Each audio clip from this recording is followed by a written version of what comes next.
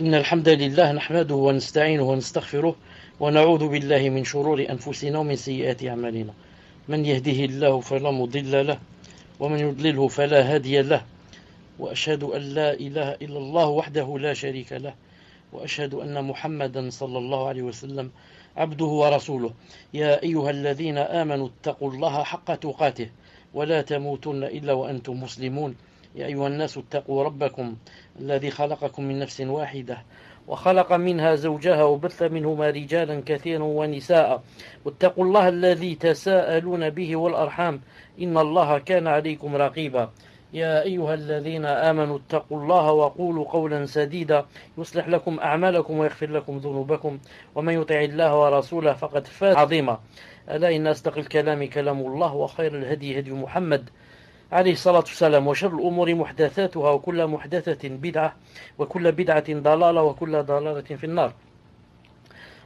Donc, Hayyakumullah, en cette soirée du 8 Safar 1435 de l'Hégire, correspondant au 11 décembre 2013, bi'idhnillahi ta'ala. Inch'Allah ta'ala, l'yom avec le 20e cours du dogme du monothéisme, bi'idhnillahi ta'ala. Et le titre d'aujourd'hui, c'est donc les catégories de l'association à Allah Azza wa Jal, les catégories du shirk. Et on va voir bi'idhnillahi ta'ala qu'il y a deux catégories. Donc la première, l'association majeure. La première, l'association majeure. Cheikh Fawzan Hafidhahullah a dit, il s'agit de l'association majeure, shirk al-akbar, qui fait sortir de la religion. Celui qui la commet sera condamné à demeurer éternellement dans le feu de l'enfer s'il meurt sans se repentir. Elle consiste, cette association, elle consiste à consacrer l'un ou l'autre culte à autre qu'Allah Azza wa Jal, comme l'invocation, l'immolation et les vœux faits aux tombeaux, aux djinns et aux démons, ou encore à craindre les morts, les djinns, de peur qu'ils ne fassent du mal ou rendent malade. Il y a également le fait d'espérer quelque chose de la part d'autre qu'Allah Azza wa Jal, que seul lui est capable de fournir, comme l'accomplissement des affaires ou le soulagement des malheurs dont seul Allah peut délivrer. Ce qui est d'ailleurs observé aujourd'hui autour des mausolées construits au-dessus des tombeaux des saints et des pieux. Allah subhanahu wa ta'ala dit dans le Coran, وَيَعْبُدُونَ مِن دُونِ اللَّهِ مَا لَا يَضُرُّهُمْ وَلَا يَنْفَعُهُم وَيَقُولُونَ هَؤُلَاءِ شُفَعَاؤُنَا عِندَ اللَّهِ 10-18. C'est-à-dire, ils adorent au lieu d'Allah ce qui ne peut ni leur nuire ni leur profiter. Et disent, ceux-ci sont nos intercesseurs auprès d'Allah Azza wa Jalla. Ça, c'est la première sorte d'association, shirk, qui s'appelle shirk al-akbar. Et pour résumer, qu'est-ce que ça fait? Ça fait sortir de la religion. Et ça fait quoi? Et ça fait rentrer éternellement en enfer. Sauf si quoi? Sauf si la personne a fait le shirk al-akbar, mais a fait le repentir, walhamdulillah. Naam.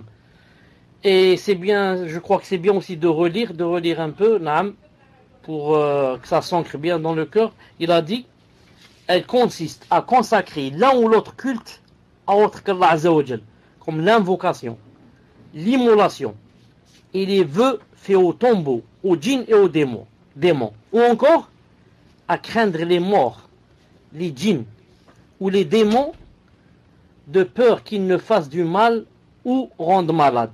De peur qu'ils ne fassent du mal ou rendent malade. Il y a également le fait d'espérer quelque chose de la part d'autre que seul, de la part d'autre qu'Allah, que seul lui est capable de fournir. Comme l'accomplissement des affaires, le soulagement des malheurs dont seul Allah peut délivrer, etc. Ça, Inch'Allah Ta'ala, c'est la grande association. La deuxième maintenant, l'association mineure. Il s'agit de l'association mineure, le shirk al-asghar, qui ne fait pas sortir de la religion. Cependant, elle diminue l'unicité. Et c'est une porte vers l'association majeure. Et cette association mineure elle-même se divise en deux sortes. Petit a. On va voir petit a. L'association apparente. Shirk zahir. Maintenant on parle de quoi? On parle de l'association mineure. L'association mineure, qui ne fait pas sortir de l'islam, se divise en deux. Un, petit a, l'association apparente. Et petit b, l'association non apparente. On commence par l'association apparente. Shirk zahir. Une association apparente qui réside. C'est une association apparente qui réside dans les paroles et les actes. Parmi ces paroles, il y a le fait, par exemple, de jurer par autre qu'Allah Azza wa Jal. Le prophète sallallahu alayhi wa sallam a dit: Man halafa bi ghayri Allahi faqad kafara ou ashrak. C'est-à-dire, quiconque, celui qui jure par autre qu'Allah a mécru ou bien a associé Allah Azza wa Jal. Quiconque jure par autre qu'Allah a ou bien mécru ou bien associé Allah Azza wa Jal. C'est un hadith authentique, voire Irwa al-Ghalil de Cheikh al-Albani 2561. Quand il a dit ici a mécru, pas la grande mécréance, la petite. Et quand il a dit a associé Allah, la petite association. Si c'était la grande, il aurait quoi? Il serait sorti de l'islam. Il serait sorti de l'islam. D'où l'importance de l'apprentissage de la science. Si quelqu'un n'apprend pas sa religion et la première fois il tombe sur ce hadith, qu'est-ce qu'il va dire? Il va dire, s'il entend quelqu'un jurer par autre qu'Allah, il va lui dire: tu es kafir, tu es sorti de l'islam, tu seras éternellement en enfer si tu ne fais pas le repentir. Et il ne sait pas quoi? Que le shirk et le kufr se divisent en grand kufr et petit kufr. Grande mécréance, petite mécréance. Grand shirk, petit shirk. Non, mais il ne sait pas. Al-Muhim. Donc celui qui jure par autre qu'Allah Azza wa Jal a mécru ou bien a associé Allah Azza wa Jal. Et lorsqu'un prophète a dit au prophète sallallahu alayhi wa sallam, il lui a dit: Ma shi'ta, ma sha'Allah wa shi'ta. Si Allah veut et si tu le veux. Si Allah Azza wa Jal veut et si tu le veux. Le prophète sallallahu alayhi wa sallam lui a répondu: Aj'altani lillahi nidda qul ma sha'Allahu wahda. Naam, c'est-à-dire il lui a dit: fais-tu de moi un égal à Allah, un égal d'Allah Azza wa Jal? Dis plutôt: si Allah seul le veut. Si Allah seul le veut. Naam, c'est un hadith authentique jugé par Al-Albani dans Sahih Sunan Ibn Majah comme hadith authentique. Il ne faut pas dire, naam, comme a dit ici ce sahabi radiyallahu ta'ala anhu qui a dit: si Allah veut, si tu le veux. Tu dis non. Tu dis si Allah le veut. C'est pas si Allah le veut et moi je le veux ou le X le veut. Par contre, c'est permis de dire si Allah le veut, ensuite tu le veux. Ou le puis tu le veux. Ça, Inch'Allah Ta'ala, c'est permis. Naam. Dans une autre version, dit si Allah veut, puis si tu le veux. Puis. Ce n'est pas et. Il y a une différence entre et puis. Et tu vas les mettre les deux à pied d'égalité. Mais tu dis puis, ça veut dire ça va après. Comme tu dis, Ali et Omar sont venus. Il y a une différence entre Ali et Omar sont venus et entre Ali est venu, ensuite Omar est venu. Al-Muhim. Le cheikh dit Hafidahullah. C'est également le fait de dire sans Allah et sans un tel. Mais ce qui est correct, c'est de dire si Allah le veut, puis si un tel le veut.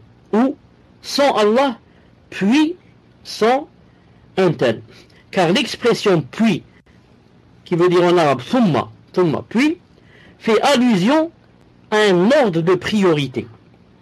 En d'autres termes, elle montre que la volonté du serviteur suit la volonté d'Allah. Naam. Elles ne sont pas les deux à égalité, mais plutôt la volonté du serviteur suit la volonté d'Allah Azza wa Jal. Comme a dit Allah Azza wa Jal au Coran, il a dit وَمَا تَشَاءُونَ إِلَّا أَنْ يَشَاءَ اللَّهُ رَبُّ الْعَالَمِينَ. Mais vous ne pouvez vouloir que si Allah le veut, lui, le Seigneur de l'univers. 81-29. Mais vous ne pouvez vouloir que si Allah le veut. Jamais tu ne peux vouloir une chose si Allah Azza wa Jal ne veut pas. Ensuite, maintenant, si cette chose est passée, c'est quelque chose de bien, etc., masha'Allah, alhamdulillah. Si c'est quelque chose de mal, ça ne veut pas dire que Allah Ta'ala, puisqu'il l'a voulu, qu'il l'aime. Non. Allah Ta'ala a créé le shaitan, il a voulu sa création, il ne l'aime pas. Et le contraire, Allah Ta'ala aime des choses et ne les a pas créées. Allah Ta'ala aimerait que Abu Jahl et que le pharaon soient des croyants. Mais il ne l'a pas voulu. Donc Allah Ta'ala aime des choses, il ne les veut pas, des fois, hein, il veut des choses, il ne les aime pas. Il a dit par contre, Cheikh Hafidhullah dit par contre, le et, parce qu'on a parlé du puis et du ensuite. Quand tu dis Allah veut puis toi, Allah veut ensuite toi, ça marche. Par contre, si tu dis et, Allah veut et toi, en arabe ça s'appelle loi, et. Par contre, le et, entre parenthèses wa, dans ce genre d'expression, indique l'égalité et le rassemblement. Et n'implique ni ordre, ni succession. C'est pour ça que c'est interdit. Comme la parole, tu dis par exemple, je n'ai qu'Allah et toi. Beaucoup de personnes disent comme ça. Je compte sur Allah et toi. Je n'ai personne pour m'aider qu'Allah Azza wa Jal et toi. Ça c'est haram. C'est l'association mineure. Parce qu'elle se trouve dans les paroles. Il faut dire je n'ai qu'Allah Azza wa Jal, ensuite toi, pour m'aider. Je n'ai qu'Allah Azza wa Jal, puis toi, pour m'aider. Si tu dis je n'ai qu'Allah et toi, ça veut dire Allah et toi sont à pied d'égalité. Subhanallah al-Azim. Ou bien tu dis c'est de la grâce d'Allah et de la tienne. Ce projet que j'ai eu, masha'Allah, dans ma société, c'est de la grâce d'Allah, bifadlillah, et de la tienne. Ça c'est shirk. Il faut dire, c'est de la grâce d'Allah Azza wa Jal, puis de la tienne. Puis de la tienne. C'est une ni'ma d'Allah, ensuite une ni'ma de toi.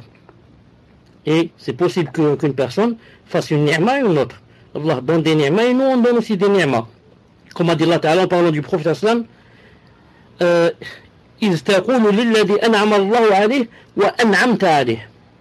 lorsque tu dis sur la personne à laquelle Allah Ta'ala a donné de la grâce et tu as donné de la grâce, il était esclave, tu l'as rendu, c'est ça notre ni'ma. Il était esclave par exemple, tu l'as rendu et tu l'as affranchi.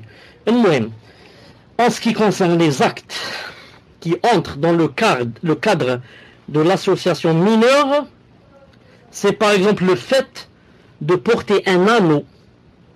Tout à l'heure on parlait des paroles. On parlait des paroles qui rentrent dans l'association mineure. Le fait de jurer par autre qu'Allah. Le fait de dire je n'ai que toi et Allah. Le fait de dire ça vient d'Allah et de toi. Ça sont les paroles. Maintenant, en ce qui concerne les actes, il y a des actes qui font rentrer dans l'association mineure.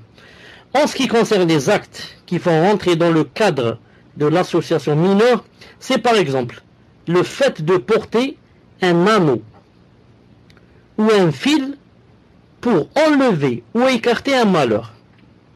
Vous avez compris? Le fait de porter une bague ou bien un fil, pourquoi? Pour enlever ou écarter un malheur. J'ajoute autre chose, le fait aussi de mettre dans son doigt la bague qu'on appelle de l'alliance ou d'alliance ou de fiançailles, quelque chose comme ça, avec dans le sens, dans le cœur, que ça attire l'amour de l'autre. Ça attire l'amour de l'autre.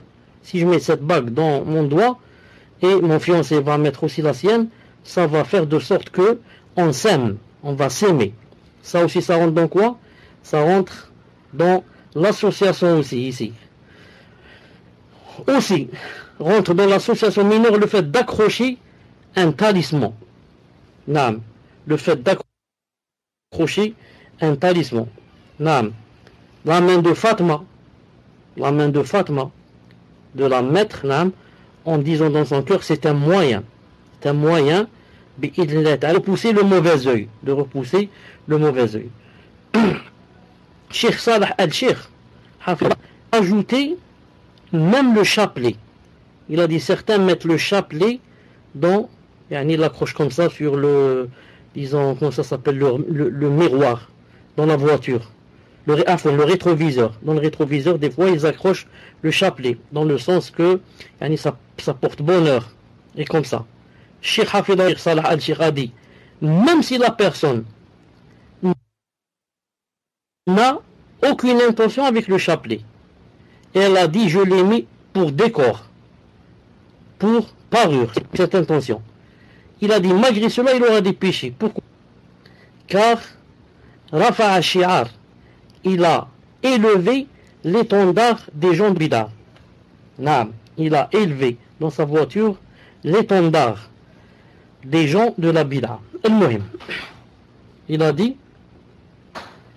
comme le fait d'attacher, d'accrocher un talisman pour se protéger contre le mauvais œil et autres. Il a dit, si la personne, quoi, écoutez bien maintenant ce qui va suivre. Écoutez bien, c'est très important. Maintenant, on va voir pourquoi la personne a accroché chose, par exemple. On va voir. Si la personne croit et pense en son fort intérieur, dans son cœur, que ce sont des moyens de dissiper ou d'écarter un mal comme mineur, c'est tout. Car Allah Azza wa Jal n'en a pas fait des moyens pour ce genre de choses. Mais si la personne maintenant croit que ces objets ne se limitent pas à être de simples moyens, mais qu'ils enlèvent ou écartent les malheurs par eux-mêmes, ceci est considéré comme faisant partie de l'association majeure qui fait sortir de la religion et fait rentrer la personne éternellement en enfer, puisque la personne s'attache dès lors à autre qu'Allah Azza wa Jal. Donc, subhanallah al-azim, l'intention joue un grand rôle. Pourquoi tu as mis par exemple la main de Fatma, tu l'as mise par exemple sur ta porte, ou bien dans la voiture, ou bien comme on l'a attaché à son cou. Pourquoi? Si la personne dit que dit dans son cœur bien sûr, que c'est seulement un moyen, c'est-à-dire que c'est Allah Ta'ala qui repousse le mauvais œil, mais Allah Ta'ala a demandé de prendre des causes. Cette femme de Fatma, c'est une cause. Cette main de Fatma, c'est une cause. Moi, je prends des causes. Comme Allah Ta'ala dit, prenez des causes. Donc, la main de Fatma est une des causes qui repousse le mal, qui repousse le mauvais œil. Si tu penses comme ça, tu as fait de l'association mineure. Tu as fait un grand péché, l'association mineure. Pourquoi? Car Allah Ta'ala n'a dit ni dans le Coran, ni par le biais de son prophète Mohammed que la main de Fatma enlevait le mauvais œil. Donc tu as tiré des choses de ta tête. Ou bien tu as suivi tes aïeuls, tes grands-parents. Ou bien tu as imité comme ça aveuglément. Sinon donne un verset ou un hadith qui montre cela. Si c'était une sharia, Allah Ta'ala a promis que sa sharia se répandrait. Tout le monde tous les croyants la sauraient. Elle-même. Mais si maintenant la personne pense dans son cœur que quoi? Que cette main de Fatma par exemple, ou ce talisman, ou je ne sais quoi, de lui-même, c'est lui-même quand tu le mets, il pousse le mal. Sans que tu dises, que c'est un moyen seulement, que c'est là qui pousse le mal, ou le mauvais œil. Tu dis non, c'est lui. Ce talisman, il a été défait, comme disent beaucoup de mouchrikoun. Il commence même à embrasser la main de Fatma et à bien la cacher, parce qu'il croit que c'est elle qui a ce pouvoir. Dans ce cas, la personne sort carrément de la religion et devient mouchrik, shirk akbar. Et si elle meurt, c'est vraiment difficile pour elle si elle n'a pas fait tauba. Donc, faut faire la différence entre celui qui a fait d'une chose un moyen et celui qui a fait d'une chose une fin, naam. Tout ça c'est quoi? C'est la première sorte, petit a. Donc, l'association apparente. Maintenant, on va voir l'association non apparente, qu'on appelle shirk khafi. On dit khafi, ça veut dire n'est pas apparent. On dit zahir, s'il est apparent. Maintenant, on va parler de l'association yani, non apparente, shirk khafi. Et pour vous mettre dans le cours, pour que vous vous souveniez, on parle toujours de l'association mineure. On a dit la mineure se divise en deux. Et non apparente. Maintenant, on parle de la non apparente. C'est une association non apparente qui concerne les volontés et les intentions. Non, ce ne sont pas maintenant dans les paroles et dans les actes. Maintenant, c'est dans les volontés et les intentions. C'est très intime. Non, seul toi tu sais ça. Et bien sûr, Allah Azza wa Jal. Comme par exemple l'ostentation. Riya, l'ostentation. Quand une personne fait de l'ostentation, il se peut que des milliers soient avec toi et personne ne le sait. Mais toi, tu sais dans ton cœur que tu as prié pour Allah, certes, mais le rallongement de la salade, c'était pour les gens. Car tu as vu X rentrer à la mosquée. Tu as dit, j'aimerais qu'il voit comment je prie. Et peut-être même qu'il me fasse des éloges comme ça. Il a dit comme l'ostentation, riya, et aussi le fait de chercher à avoir une bonne renommée en faisant un acte de dévotion par lequel Allah Azza wa Jal. Naam. Il faudrait que vous compreniez bien que tentation, c'est quoi? Faire un acte de volonté, un acte d'adoration pour se rapprocher d'Allah. Pas des gens. Mais, naam, dans sa forme, naam, on voudrait que les gens, par exemple, disent de nous du bien et comme ça. Car sinon, si la personne, par exemple, prie, elle va faire 2 unités pour la personne qui est rentrée. Elle a dit, bon, celle-là est rentrée, je vais faire 2 unités pour elle. Dans ce cas, elle est sortie de l'islam. Mais l'ostentation, c'est faire 2 unités pour Allah. Mais, en même temps, naam, dans mania, je voudrais quoi? Chercher, disons, les éloges de cette personne. Et comme ça. Sinon, l'acte lui-même, il est pour Allah Azza wa Jal. Il a dit, et le fait de chercher à avoir une bonne renommée en faisant un acte de dévotion par lequel il se rapproche d'Allah Azza wa Jal, comme celui qui prie ou fait une aumône pour que les gens le louent et disent du bien de lui. Il prie. Il fait une aumône pour Allah Azza wa Jal. Mais, il voudrait quoi? Que les gens le louent et disent du bien de lui. Ou celui qui évoque Allah Azza wa Jal. Celui qui élève sa voix lorsqu'il évoque Allah Azza wa Jal. Toi, tu étais en train d'évoquer pour Allah. Tout seul. Subhanallah, alhamdulillah, subhanallah, alhamdulillah, la ilaha illallah, Allahu akbar. Tout seul. Peut-être entre tes lèvres. Ensuite, quelqu'un est rentré à la mosquée, s'est assis, là-bas en face de toi, à 10 mètres. Donc, si tu continues à dire comme ça, il ne va pas t'entendre. Il y a Iblis qui va te dire, lève ta voix comme ça, il t'entend, il sait que tu fais le zikr, tu es mashallah. Tu élèves la voix. Subhanallah, alhamdulillah, la ilaha illallah. Pendant que tu es en train de faire le zikr. Toi, le zikr, ça, tu es en train de le faire pour Allah. Mais maintenant, tu as élevé la voix pour qu'il sache, lui, et qu'il dise des choses de toi, des choses de bien. Tu es rentré dans l'ostentation. Naam. Ou celui qui enjolive sa voix lorsqu'il lit le Coran pour qu'il soit loué auprès des gens.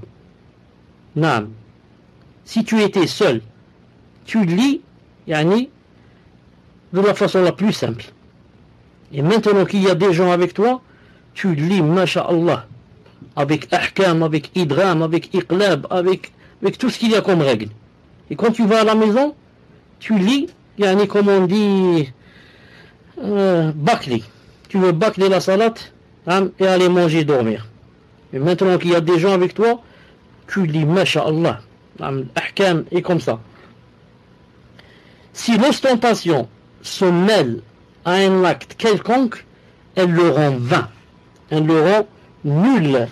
Car Allah Azza wa Jalla a dit dans le Coran, Allah Azza wa Jalla a dit dans le Coran, فَمَنْ كَانَ يَرْجُو لِقَاءَ رَبِّهِ فَلْيَعْمَلْ عَمَلًا صَالِحًا وَلَا يُشْرِكْ بِعِبَادَةِ رَبِّهِ أَحَدًا. Sourate Al-Kahf 110. Al-Kahf 110.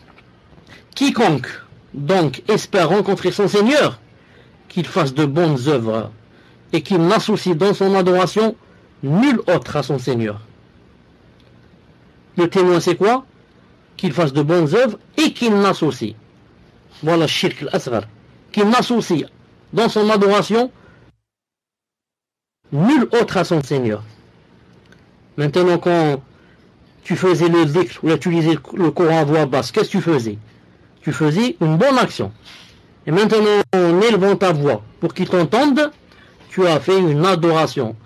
Tu as fait une association dans l'adoration. Et Allah Ta'ala a dit, pour que j'accepte, il faut deux choses. Il faut que l'action soit bonne et qu'il n'y ait pas d'association. Et qu'il n'y ait pas d'association. Et le prophète sallallahu alayhi wa sallam a dit, dans un hadith authentique, il a dit, Inna akhwaf ma akhafu alaykum al-asghar. Inna akhwaf ma akhafu alaykum al-shirk al-asghar. Naam. قالوا يا رسول الله ما الشرك الأصغر قال الرياء. Ce dont je crains le plus pour vous, c'est l'adoration mineure. Ils diront, mais c'est quoi l'adoration mineure? Il répondit, l'ostentation, riya. Allah Azza wa Jalla va dire, ou la dira Yawm al-Qiyamah, après avoir rétribué les gens pour leurs œuvres, il va leur dire, ceux qui faisaient l'ostentation, il va leur dire, allez chez les gens auxquels vous faisiez de l'ostentation et voyez si vous trouvez chez eux quelconque Silsila Sahih 951. Donc, les gens qui ont fait de bonnes œuvres et n'ont pas fait l'ostentation, ils vont trouver la rétribution et la grande récompense chez Allah. Allah va leur donner, ils ont fait des adorations pour lui. Quant à ceux qui ont fait l'ostentation, c'est-à-dire l'adoration, mais en même temps l'ostentation, shirk, Allah Ta'ala va leur dire Yawm al-Qiyamah, moi je n'ai rien à vous donner. Ce que vous avez fait, vous l'avez fait certes pour moi, mais aussi pour un autre, ou une autre, ou pour des gens. Et moi, je vous avais dit auparavant que je n'acceptais que ce qui était pur pour moi. Pur. S'il contient un atome pour une autre personne, je ne l'accepte pas. Subhanallah al-Azim. Allah subhanahu wa jal. Allah subhanahu wa jal. On n'accepte que si c'est pour lui. S'il y a un autre qui rentre avec lui, il ne l'accepte pas. Non. Même s'il rentre avec une part minime, il dit non. Il faut que ça soit à 100% pour moi pour que je te donne la récompense. S'il y a quelqu'un qui est rentré avec moi dans l'intention ici, dans ton intention, non, je donne rien. Va chez les gens auxquels tu as fait de l'ostentation, tu les as fait rentrer avec moi dans ton intention, dis-leur, peut-être qu'ils peuvent te donner une récompense. Peut-être que eux aussi, ils ont la clé du paradis. Peut-être qu'eux aussi, ils te permettent d'entrer au paradis. Je ne sais pas, va voir. Al-Muhim fait partie de cette catégorie. Aussi, quand je dis cette catégorie, ça veut dire shirk al-asghar. L'association mineure et bien sûr non apparente. Fait partie de cette catégorie aussi le fait d'accomplir une action quelconque pour un objectif mondain. Je répète, fait partie de cette catégorie shirk khafi, shirk non apparent. Le fait d'accomplir une action quelconque pour un objectif mondain, un objectif mondain. Comme celui par exemple qui fait le grand pèlerinage, le hajj, ou bien l'appel à la prière, l'adhan, ou bien guide la prière contre un salaire, ou encore celui qui apprend les sciences islamiques, il apprend la charia, ou bien combat dans le sentier de Allah Azza wa Jal pour la même raison. Le prophète sallallahu alayhi wa sallam a dit dans un hadith authentique, Ta'isa abdul dinar, abdul dirham, abdul qatifa, عبد الخامسة يا راضي وإن لم يعطى لم يرضى. Et dans le Bukhari, il a dit تعس عبد الدينار والدرهم والقطيفة والخامسة إن أعطي لم يعطى لم يرضى. Le Bukhari 2886. C'est-à-dire, malheur à l'esclave du dinar, malheur à l'esclave du dirham, malheur du velours, malheur à l'esclave de la khamisa, manteau à motif qui peut être en soie. Si on lui donne, il se montre satisfait. Si on ne lui donne pas, il se révolte. Non. Malheur à cela. L'esclave du dinar. À cause du dinar, bon maintenant, quelqu'un va dire, il n'y a pas de dinar. Si, le dinar, il y a. En Algérie, au Koweït, je crois, dans d'autres pays, beaucoup de pays, le dirham, non, ça existe. L'euro, le franc, le mohim. Malheur à ceux qui deviennent l'esclave de la monnaie, de l'argent. Non.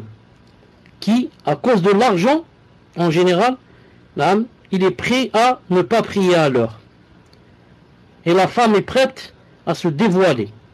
Non, mais elle enlève son djilbab à cause de l'argent. Non. Et d'autres enlèvent plus que le djilbab à cause de l'argent.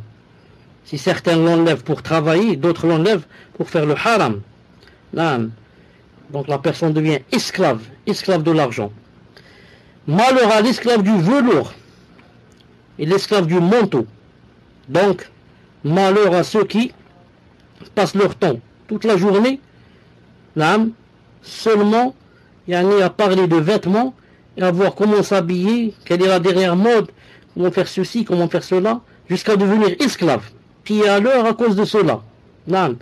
Perdre la plus grande partie du temps en cherchant le vêtement. Malheur à ce que la personne devienne esclave du vêtement. Ensuite il a dit, si on lui donne, il se montre satisfait. Si on ne lui donne pas, il se révolte.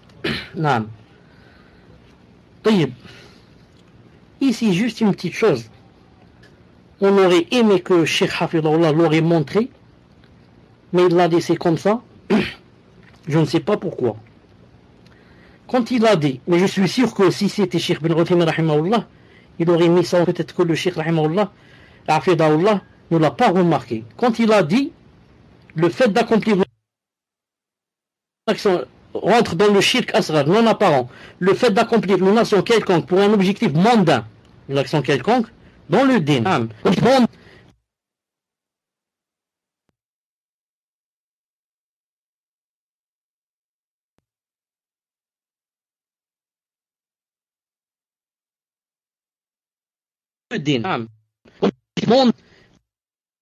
Comme Dieu, celui qui fait le hajj contre un salaire.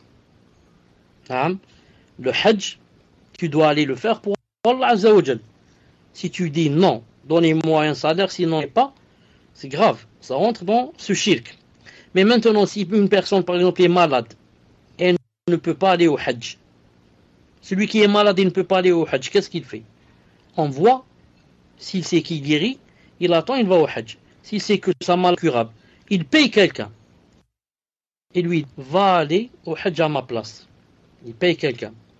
Est-ce que cette personne qui a été payée rentre dans ce qu'on dit? Elle ne rentre pas. Pourquoi? Allah Ta'ala a dit cette personne veut t'aider. Regarde, ce n'est pas obligé pour elle qu'elle aille, qu'elle se fatigue, qu'elle prenne l'avion, qu'elle, je ne sais pas, qu'elle reste presque un mois là-bas et laisse sa femme, ses enfants, peut-être son travail à cause de toi. Donc maintenant, si tu la payes, ça rentre dans la justice, l'adl. Sinon personne ne partirait. Tu dis à quelqu'un, pars à ma place, il te dit non, pourquoi je pars, moi je me fatigue, moi j'ai fait mon hajj, alhamdoulilah.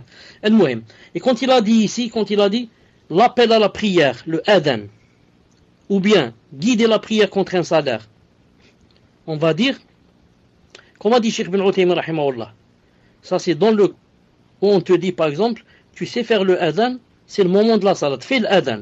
Tu dis non, donnez-moi de l'argent, sinon je fais pas. C'est pas obligé de dire donnez-moi une paye. Donnez-moi 10 euros, sinon je fais pas. Donnez-moi 1 euro, sinon je n'appelle pas la prière. Tu es rentré dans cette catégorie. Naam. La même chose pour la salat. Non, jusqu'à ce que vous me payez. Tu es rentré dans cette catégorie. Mais maintenant, si ce sont les gens qui t'ont proposé, qui t'ont dit par exemple, écoute, nous on n'a personne dans la mosquée par exemple pour nous guider. Est-ce que ça te dirait que tu par exemple viennes nous guider? Tu dis mais moi je travaille, je peux pas rester toute la journée dans la mosquée. On te dit écoute, arrête le travail et on te donne une paye. Donc cette paye que tu vas prendre, ce n'est pas en contrepartie de la prière, mais en contrepartie du temps. Du temps, tu vas leur donner tout ton temps au lieu de donner ton temps au travail pour gagner de l'argent. Maintenant, tu ne peux plus, tu ne peux pas grouper entre les deux. Donc, tu t'es désisté de ton travail et de ta paye. Et maintenant, tu vas ton temps pour la mosquée et ils vont te payer. Ça se fait. La même chose pour le adhan. Reste que, comme a dit Cheikh Ben Uthaymin, il a dit, sauf maintenant, par exemple, si ça vient de l'État. Il a dit, si c'est l'État, le hakim, qui te donne de l'argent de Beit el-Mal, la maison des biens musulmans, ont une maison comme ça, où il y a de l'argent de la zakat, etc.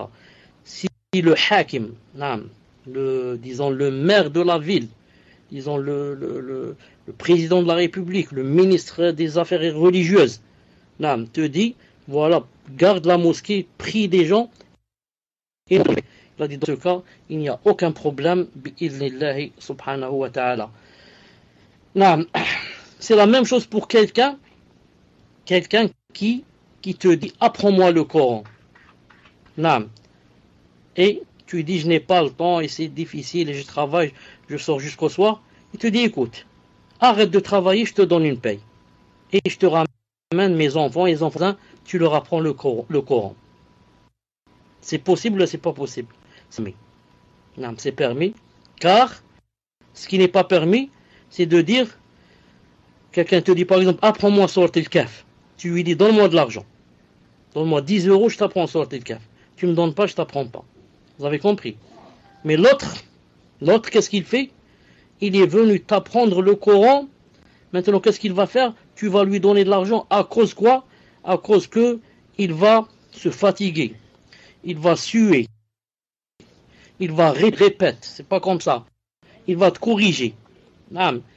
Il va te dire, tu as dit faux. Ici, il y a idram, il n'y a pas iqlab, il y a ceci, il y a cela. Donc, si tu lui donnes l'argent, c'est en contrepartie de sa fatigue et de ses efforts. Et non pas en contrepartie du Coran. J'espère que c'est clair, Inch'Allah Ta'ala. L'imam Ibn al-Qayyim, qu'Allah Ta'ala lui fasse la miséricorde. Quant à l'association dans les volontés et les intentions, c'est un domaine on ne peut plus vaste. C'est très difficile. L'association dans les volontés et les intentions, c'est un domaine on ne peut plus vaste, c'est-à-dire très très vaste. Il n'y a pas plus vaste. Et peu de personnes en échappent. C'est vrai. Dans les intentions et les volontés, peu de personnes échappent au shirk. Celui donc qui a voulu, par son acte, autre que le visage d'Allah Azza wa Jal, et n'a pas l'intention par son acte de se rapprocher d'Allah Azza wa Jal en demandant sa récompense, a certes commis l'association dans sa volonté et son intention. La sincérité, l'ikhlas, est le fait de vouer sa volonté et son intention exclusivement à Allah Azza wa Jal. Telle est la religion pure qui fut celle d'Ibrahim alayhi salam et celle qu'Allah Azza wa Jal a enjoint à tous ses serviteurs de suivre. Et il n'acceptera d'aucun d'eux une autre qu'elle. Telle est la réalité de l'islam. Allah Ta'ala dit dans le Coran, وَمَنْ يَبْتَغِي غَيْرَ الْإِسْلَامِ دِينًا فَلَنْ يُقْبَلَ مِنْهُ وَهُوَ فِي الْآخِرَةِ مِنَ الْخَاسِرِينَ 3,85. C'est-à-dire en français, et quiconque désire une religion autre que l'islam, il ne sera rien accepté de lui. Et il sera dans l'au-delà parmi les perdants.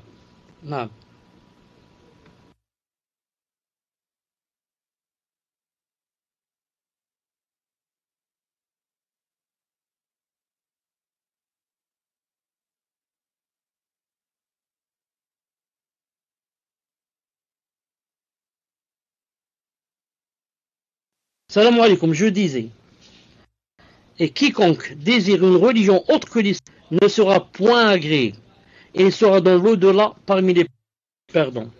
La religion d'Ibrahim alayhi salam. Et quiconque s'en détourne fait partie des faibles d'esprit. Comme ça dit Ibn al-Qayyim dans le Jawab al-Kafi, page 115. En résumé de ce qui a précédé, les principales différences entre l'association majeure et mineure sont les suivantes.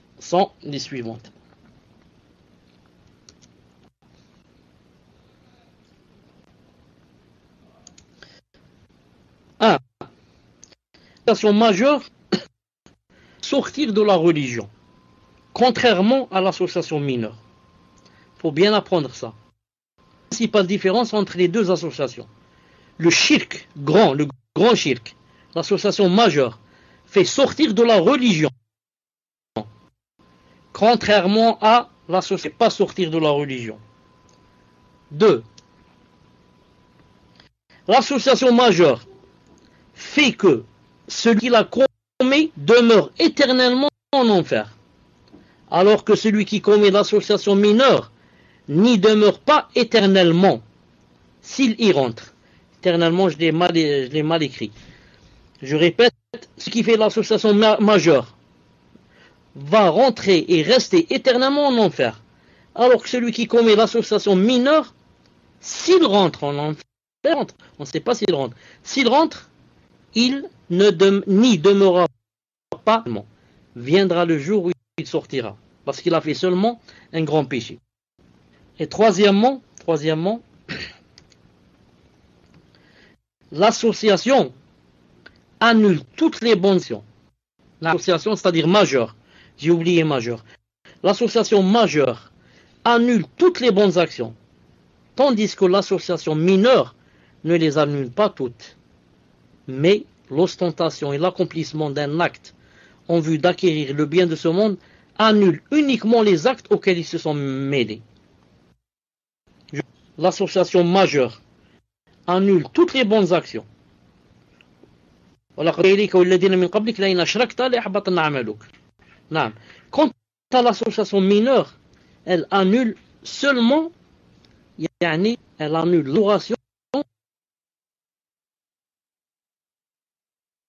a eu lieu, cette ostentation et l'accomplissement d'un acte en vue d'acquérir le bien de ce monde, ça annule uniquement l'acte auquel s'est mêlée cette mauvaise intention, qui est l'ostentation, ou bien qui est le fait d'accomplir un acte mondain. Voilà, Inch'Allah Ta'ala, les principales différences entre les deux. Voilà, Inch'Allah Ta'ala, pour le cours d'aujourd'hui. J'espère que les questions seront nombreuses. Subhanakallahumma wa bihamdik. Ashhadu an la ilaha illa ant. Astaghfiruka wa atubu ilayk. Assalamu alaykum wa barakatuh. Amen. Salam alaikum, vous m'entendez? Bismillah wa salatu wa salam ala rasulillah. La première question, chère question d'un frère, il dit Ahsanallah ilaykum shaykhana. On trouve chez beaucoup de musulmans des tableaux accrochés au mur et sur lesquels sont écrits le nom d'Allah Azza wa Jal et le nom du prophète sallallahu alayhi wa sallam sur la même ligne et donc à la même hauteur. En général, les fabricants de ces tableaux mettent le nom d'Allah à droite et le nom du prophète sallallahu alayhi wa sallam à gauche. Mais encore une fois, les deux écritures sont à la même hauteur. Ma question est donc, est-ce que ceci peut être considéré comme une sorte d'association, même si la personne qui achète le tableau considère qu'Allah Azza wa Jal est certes le plus grand? Barakallahu fikum wa hayakumullah. Sachez, cher, que je vous aime comme un père pour moi, qu'Allah en soit témoin.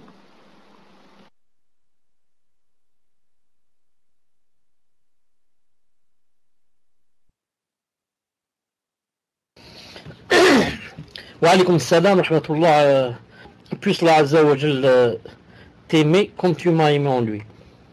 Je dis, si une personne accroche une pancarte ou bien un tableau ou bien, d'abord écrivez le numéro 1 si vous m'entendez.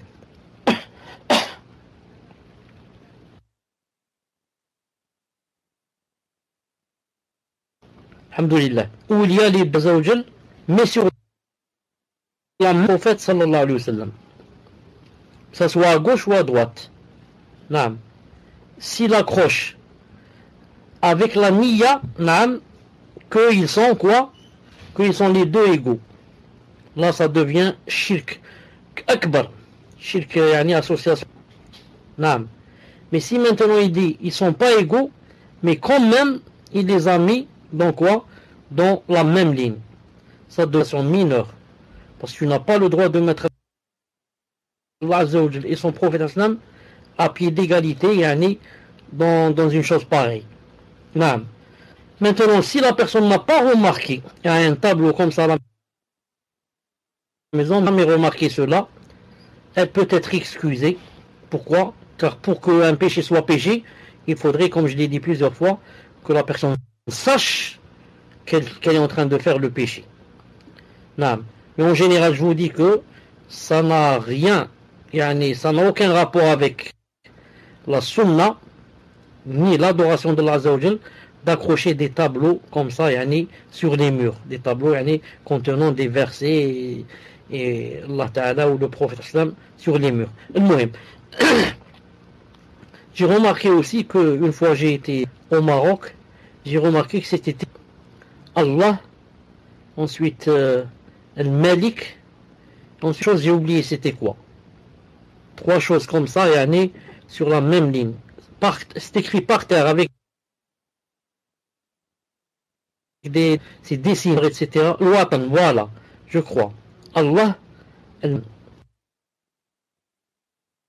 on a dit maintenant, ça rentre, car ils les ont mis à pied d'égalité, qu'Allah Azza wa Jal leur pardonne et nous pardonne. Naam, tfaddal.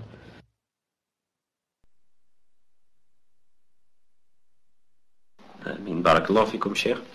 Question suivante, question d'une sœur. Salam alaikum, cher. J'ai oublié. Je voulais savoir si c'était de l'ostentation, le fait que je me justifie à mes collègues de travail lorsque c'est l'heure du repas de midi, en disant que je jeûne et je leur explique que j'essaye de jeûner le lundi et le jeudi pour éviter qu'ils me posent la question à chaque fois que je jeûne. Donc est-ce que cela entre dans l'ostentation? Barakallahu fikum, cher.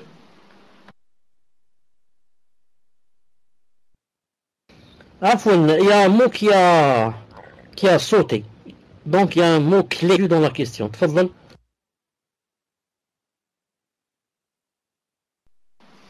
Il me semble que vous commencez à avoir des petites coupures. Allahu a'lam si c'est que chez moi. Donc la question de la sœur est, je voulais savoir si c'était de l'ostentation, le fait que je me justifie auprès de mes collègues de travail lorsque c'est l'heure du repas de midi, en disant que je jeûne, et je leur explique que j'essaye de jeûner le lundi et le jeudi pour éviter qu'ils me posent la question à chaque fois que je jeûne. Barakallahu fikum, cher. Cher, est-ce que vous avez bien entendu la question ou est-ce que je dois la reposer? Non, ce n'est pas la peine, Inch'Allah Ta'ala, vous m'entendez.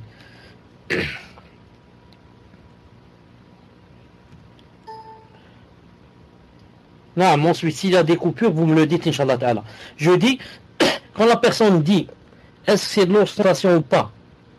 Le fait de dire que, par exemple, aujourd'hui je jeûne, je ne mange pas, ou là que moi d'habitude je jeûne le lundi et le jeudi, Allah subhanahu wa ta'ala, l'ostentation c'est d'abord une chose qui se trouve au niveau du cœur et que seule la personne elle-même peut la discerner, peut savoir si elle a fait l'ostentation ou pas.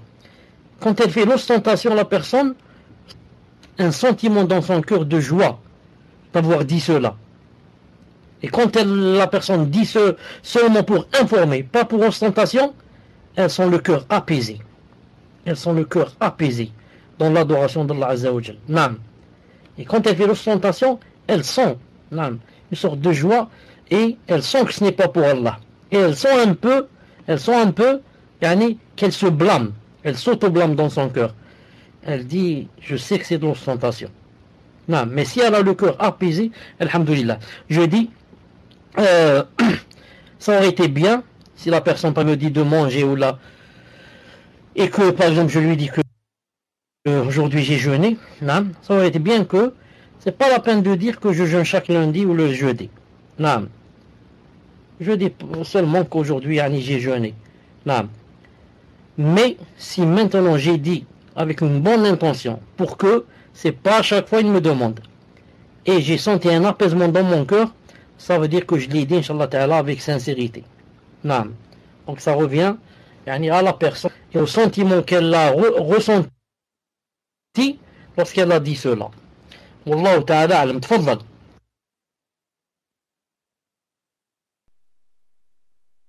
Barakallahu fikum, cher.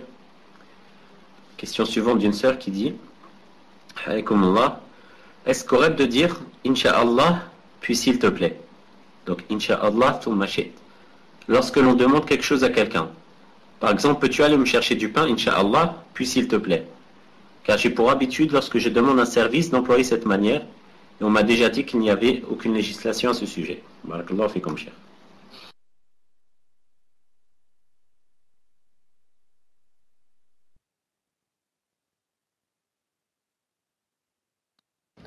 Qu'est-ce qu'a dit la personne? Inch'Allah, puis s'il te plaît. Dis-moi si c'est ça.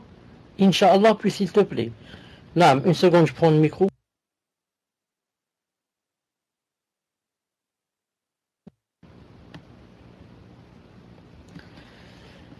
Quand la personne dit puis, ou bien ensuite, naam, Inch'Allah Ta'ala, il n'y a pas de problème. À condition qu'elle dise puis, ou bien ensuite. Qu'elle ne joigne pas entre la volonté d'Allah et la volonté d'une personne, d'un être humain, avec une conjonction comme et, mais plutôt comme ensuite ou le puis. Inch'Allah Ta'ala. Naam. Tfaddal.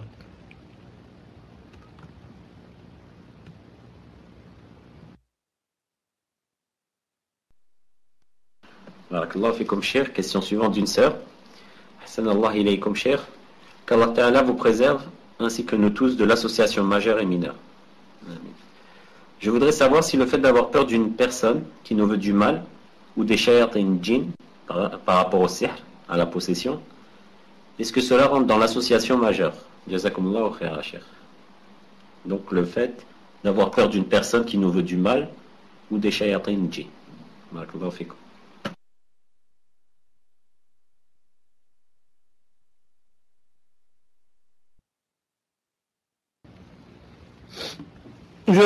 Une seconde, je vous cherche un verset, Inch'Allah Ta'ala. وإنه كان رجال من إنس يعودون برجال من الجن فزادهم رهقا. Une seconde, je vous cherche un verset, Inch'Allah Ta'ala, très important, pour que vous compreniez quelle est la peur qui est interdite. Quelle est la peur qui est interdite? Une seconde. Alors,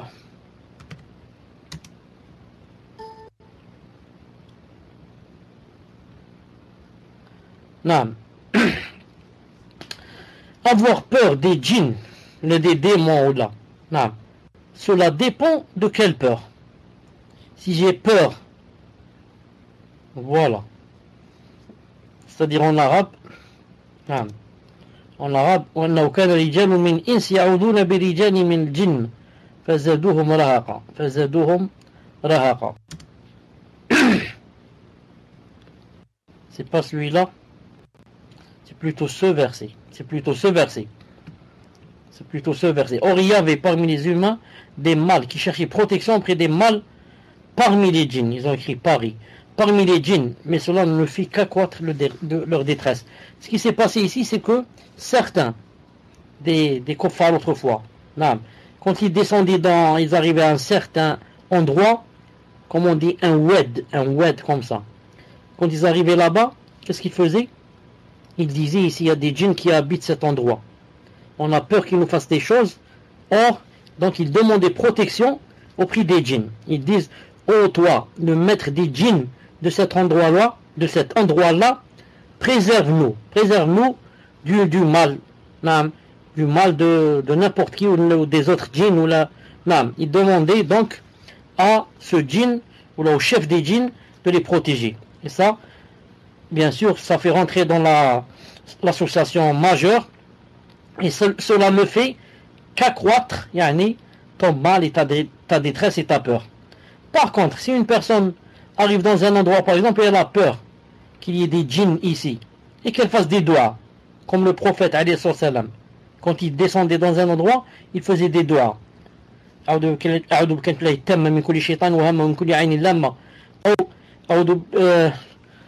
exemple, quand il va rentrer aux toilettes, il dit je demande à Allah Azza wa Jalla refuge des djinns et de leurs épouses. Ça c'est permis. Cette peur est permise.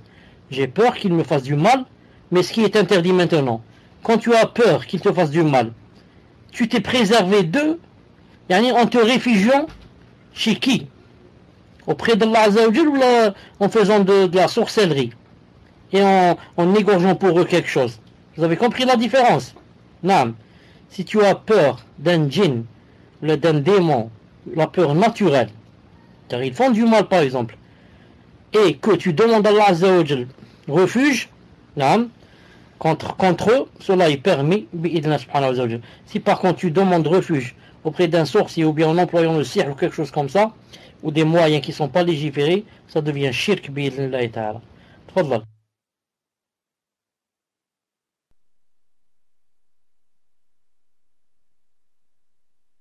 Barakallahu fikum, cheikh. Question suivante d'un frère qui dit qu'Allah vous accorde une longue vie avec des œuvres pieuses. Voici ma question. Comment se préserver du shirk khafi? Pouvez-vous me donner des conseils pour repousser ce mal? Et pouvez-vous revenir sur la parole de Cheikh Ibn al-Qayyim rahimahullah? Barakallahu fikum ya cheikh.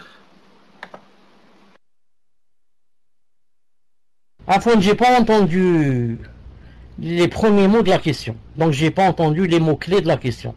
Si tu pouvais répéter, jazakallahu khayran. Amin ajma'i.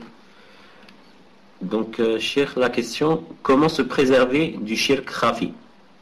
Pouvez-vous me donner des conseils pour repousser ce mal? Et pouvez-vous revenir sur la parole de Cheikh Ibn al-Qayyim rahimahullah? Barakallahu fikum cheikh.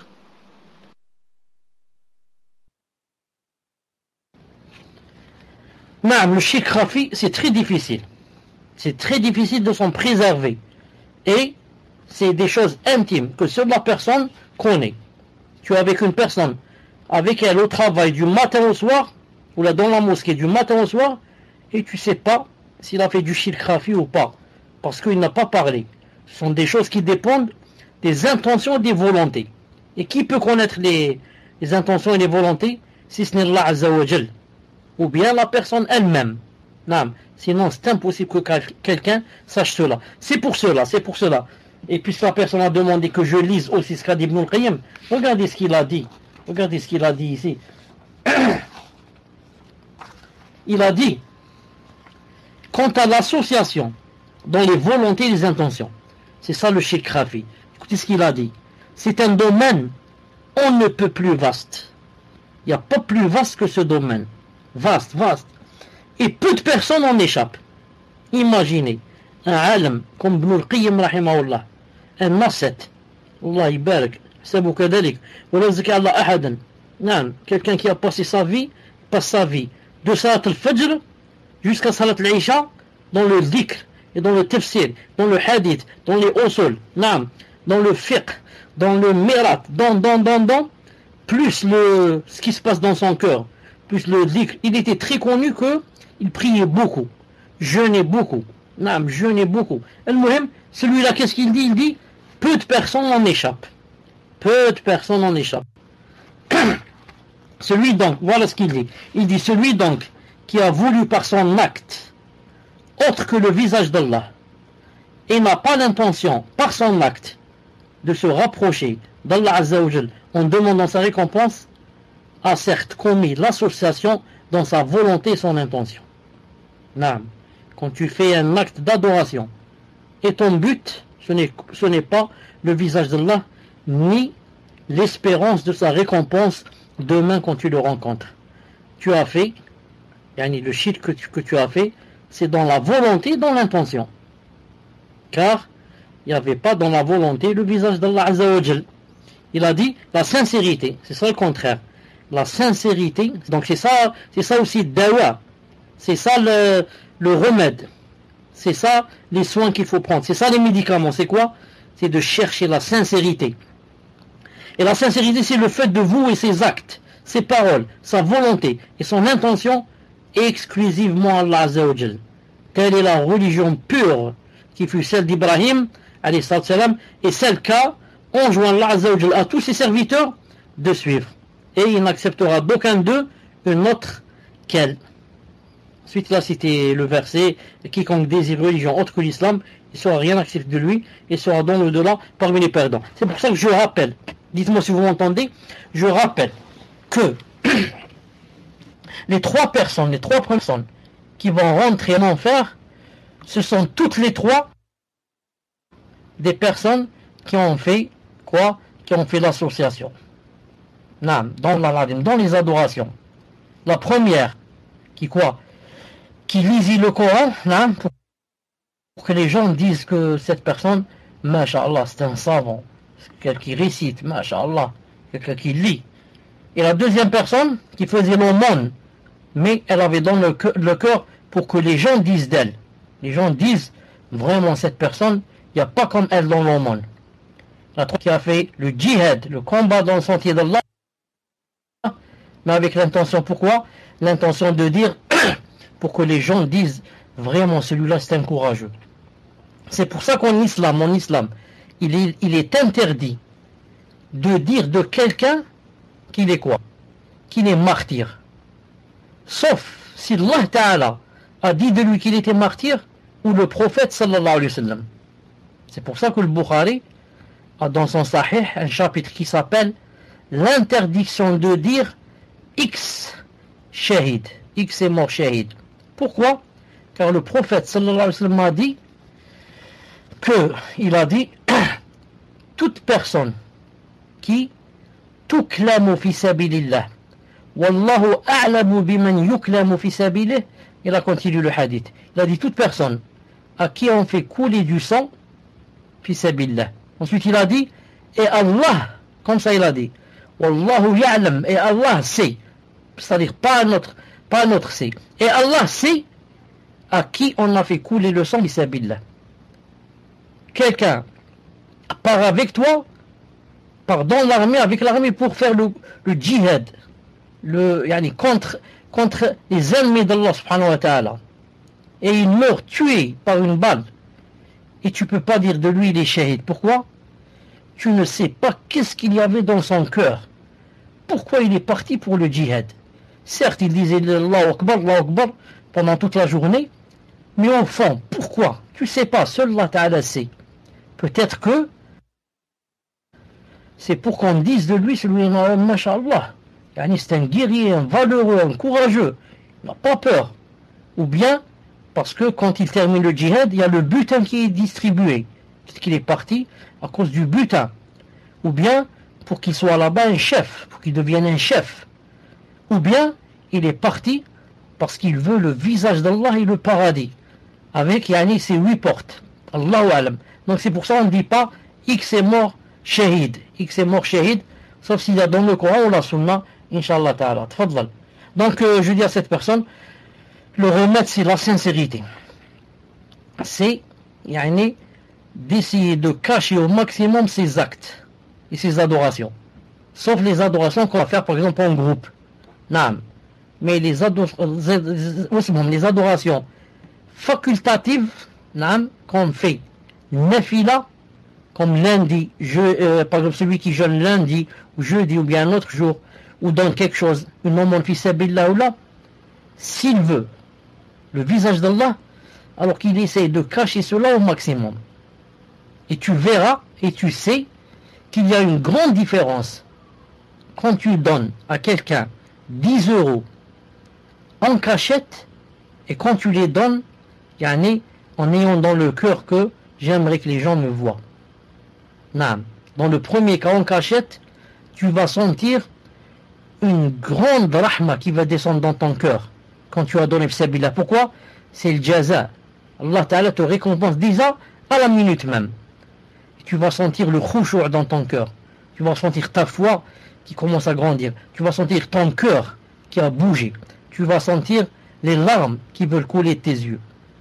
Mais si tu donnes à cause des gens, pour que les gens te louent, pour que les gens disent de toi, oh, vous ne savez pas qu'ils donnent, fisabilillah, tu vas sentir le contraire, tu vas sentir le cœur serré. Tu vas même, si tu un peu de sincérité, tu vas te blâmer après. Tu vas dire, Aoudou billah, j'ai fait de l'ostentation. Naam. Puisse Allah subhanahu wa ta'ala nous aider. Tfadal.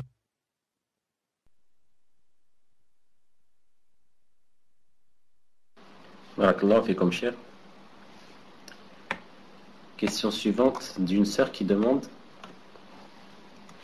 et qui dit qu'Allah vous récompense pour ce cours bénéfique. Alhamdulillah, c'est sur le shirk mineur. Par rapport à la main de Fatima, je ne sais pas si j'ai bien compris, mais dans notre niya, on la mettait pour uniquement s'embellir. Enfin, je la reformule, cher. Donc, si j'ai bien compris, si dans notre niya, on la met uniquement pour s'embellir et on rejette toute autre croyance, est-ce que cela rentre quand même dans le shirk mineur ou est-ce uniquement un péché? Barakallahu fikum, cher.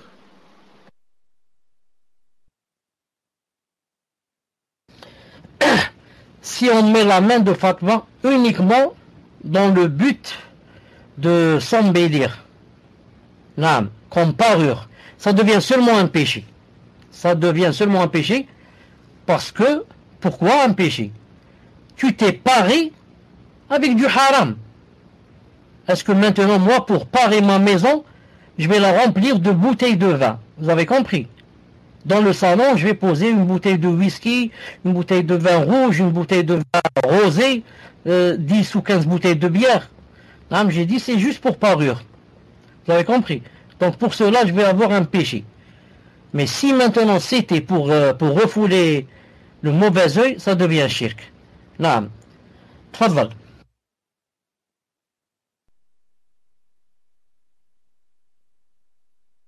Barakallahu fikum, cher. Question suivante d'un frère qui dit: je fais de l'ostentation dans chaque prière car je la fais en groupe. Des fois je rattrape les rak'a à faire et même des fois quand je suis tout seul en faisant des prières surérogatoires.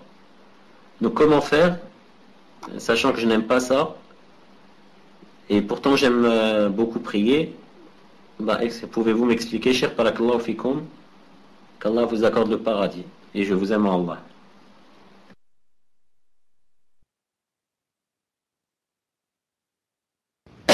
Je dis, puisse Allah subhanahu wa ta'ala t'aimer en lui. Naam. Comme tu m'as aimé en lui. Mais tu m'as fait un peu rire. Ce frère m'a fait un peu rire parce qu'il a dit carrément comme ça, je fais de l'ostentation. Je fais de l'ostentation, etc., etc. Naam. Donc moi je lui pose d'abord la question. Comment qu'il sait qu'il fait l'ostentation? Car quelqu'un qui fait de l'ostentation en principe, il dit pas. Naam, il dit pas. Celui qui aime l'ostentation ne dit pas. Car s'il dit, ça veut dire qu'il est sincère. J'aime pas l'ostentation, je suis en train de la faire. Je voudrais juste lui poser la question, comment qu'il a su qu'il faisait de l'ostentation? Tfadal. Ensuite, si c'est possible, de me réexpliquer qu'est-ce qu'il faisait. Qu'est-ce qu'il a dit, je fais la prière en groupe. Ensuite, il a dit, je rattrape ou je ne sais pas quoi, j'ai pas très bien compris. Tfadal. J'ai essayé de reformuler la question, cher. Et j'attends donc ces précisions. Et je pense qu'il parle surtout dans le fait de faire la prière en groupe. Je pense que c'est à ce moment-là qu'il ressent de l'ostentation. Donc en attendant, cher, ces précisions, je vous pose la question suivante.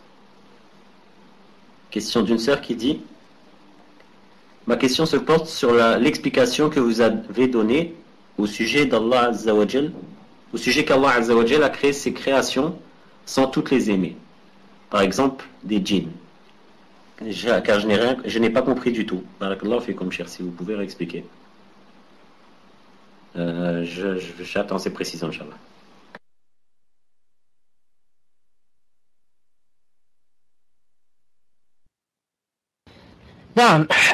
J'avais dit que pas tout ce que Allah Azza wa Jal veut ou bien crée, ça veut dire qu'il l'aime.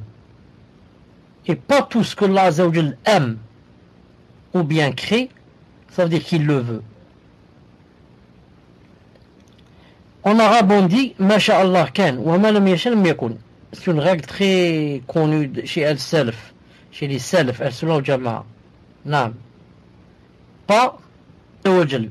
Je dis ça d'abord en arabe, ensuite en français. Masha'Allah kan wa ma lam yasha lam yakun.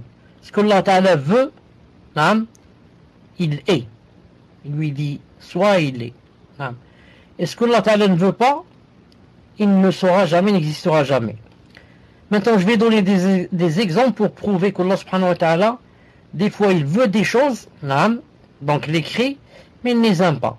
Et des fois il aime des choses, mais ne les veut pas, ne veut pas qu'elles se produisent. Donc ne les crée pas. Je donne un exemple. Qui a créé le shaitan? Qui l'a créé? C'est Allah subhanahu wa ta'ala. Si quelqu'un va dire c'est pas Allah, c'est un autre, donc celui-là il devient kafir. Donc il va dire qu'il y a deux dieux. Allah qui nous a créés et un autre qui a créé le shaitan. Donc on est tous d'accord que c'est Allah Ta'ala qui a créé le shaitan. Et dans le hadith authentique, qu'il a créé de quoi? Il a créé d'une fumée. Et dans le Coran, min marijin min nar. Al-muhim. Maintenant Allah Ta'ala quand il a créé le shaitan, est-ce que Allah Ta'ala aime le shaitan? Aime. Ne l'aime pas. C'est son grand ennemi. Et Allah Ta'ala, avant de le créer, savait qu'il allait devenir son ennemi. Il aurait pu dire, je sais que celui-là, si je le crée, il va pas m'obéir quand je lui demande de se prosterner à Adam. Donc, il va devenir mon ennemi déclaré, donc je ne le crée pas. Mais Allah Ta'ala l'a créé malgré qu'il ne l'aimait pas. Non, Allah Ta'ala a voulu qu'il soit dans ce monde alors qu'il ne l'aime pas. Et le contraire, des fois Allah Azza wa Jal aime des choses, mais il ne les crée pas, elles n'ont pas lieu. Pourquoi? Parce qu'il ne les a pas voulues. Il y a une différence entre aimer et vouloir, entre le mahabba et le mashi'a, on dit en arabe. Non.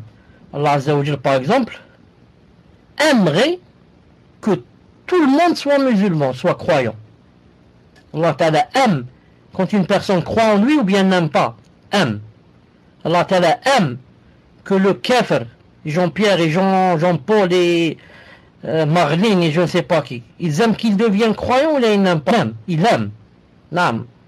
Dans le hadith authentique, que Allah Ta'ala vraiment yafrah. Vraiment yafrah, il se réjouit. Naam. Quand quelqu'un fait le repentir. Mais malgré cela, il y a des millions, voire des milliards de gens qui ne sont pas croyants. Pourquoi? Car il n'a pas voulu cela. Il n'a pas voulu. S'il avait voulu, il l'aurait fait. Il aurait dit soit et il est. Non, c'est tout. Donc Allah Ta'ala aime des choses qu'il ne crée pas et crée des choses qu'il n'aime pas. Si c'est pas clair, je réexplique, Inch'Allah Ta'ala. Tfadal.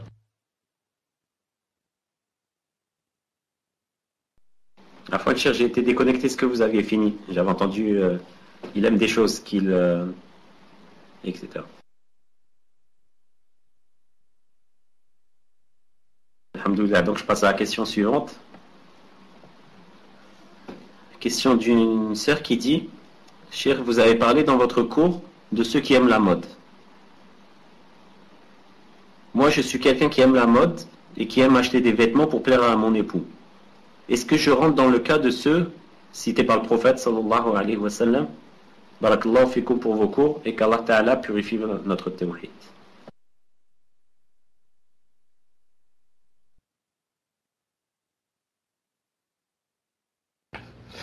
Ce qui est interdit dans la mode, c'est de suivre aveuglément les kuffars. Voilà. Maintenant, il y a des modes. Par exemple, les modes, c'est pas seulement dans la façon de s'habiller. C'est aussi dans la façon de se coiffer, par exemple. Certaines coiffures, qu'on dit maintenant, c'est à la mode. Par exemple, pour l'homme, par exemple, de laisser seulement au milieu et d'enlever à droite et à gauche. Ou là, de laisser seulement au début de sa tête, d'enlever vers la fin. Ou bien le contraire. Ou bien de dessiner un ballon dans sa tête. Et tout ça, c'est de la mode. Mais, nous, est-ce qu'il nous est permis d'imiter comme ça aveuglément? Sûrement non. Je disais, maintenant, si la mode, ça veut dire c'est quoi? C'est quelque chose de nouveau qui si elle est compatible avec les lois islamiques, il n'y a pas de problème. Une robe, par exemple, qui est à la mode maintenant, mais elle est vraiment large et qui ne montre pas la aura, etc., etc., il n'y a rien d'interdit. Seulement, il faut ici éviter ce qu'on appelle libas shuhra, ce qu'on appelle un vêtement de réputation. Que par exemple, si tu vois telle personne avec tel vêtement, ça te fait aller souvenir, hein, ça te donne dans ta tête, par exemple, des kuffars. Il y a certains habits, par exemple, spécialement pour les kuffars, que les musulmans ne mettent pas. Et toi, par exemple, tu vas le mettre. Ça, tu es rentré, dans shuhra aussi. Donc, premièrement, l'imitation des kuffars, et deuxièmement, shuhra. C'est pour ça que des fois, un habit peut être halal et il fait rentrer dans la réputation. Un habit peut être halal et fait rentrer dans la réputation. Je donne un exemple. Des fois, le fait, par exemple, de mettre ce qu'on appelle, je ne sais pas comment ça s'appelle en rouge, comment ça s'appelle en français, ce que mettent les Saoudiens sur la tête. Le truc là, rouge et blanc, sur la tête. Comme les Palestiniens aussi, noir et blanc. Enfin, comment il s'appelle, le châle ou la châle, comment ça s'appelle ça? Khimar. En principe, c'est un khimar. Je ne sais pas d'abord si vous m'entendez. Est-ce que vous m'entendez? Alhamdoulilah. Comment ça s'appelle? Vous m'avez dit. Comment ça s'appelle? Ce que mettent les Saoudiens sur leur tête. Bon. Que, en français, là. Mais vous savez tout ce que je veux dire.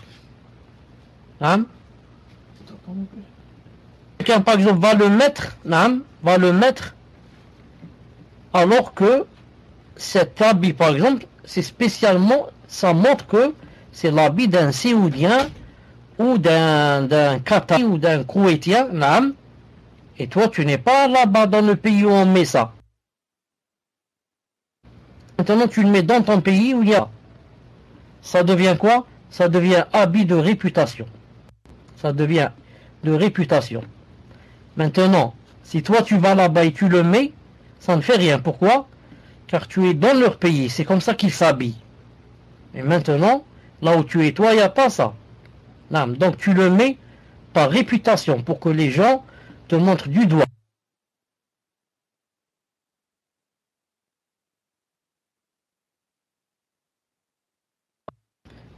Regardez celui-là, comment il est habillé, commence à être réputé parmi les gens. Par contre, si un Koweïtien ou un Saoudien vient à Paris et il va mettre cela, est-ce qu'on va dire que c'est un habit de réputation? Non. Pourquoi? Car lui, c'est comme ça qu'il s'habille dans son pays. Et il n'est pas obligé de s'habiller comme toi. Il voudrait qu'il reste dans sa personnalité et que les gens sachent que c'est un étranger, que c'est un Saoudien. Donc il ne rentre pas dans la réputation.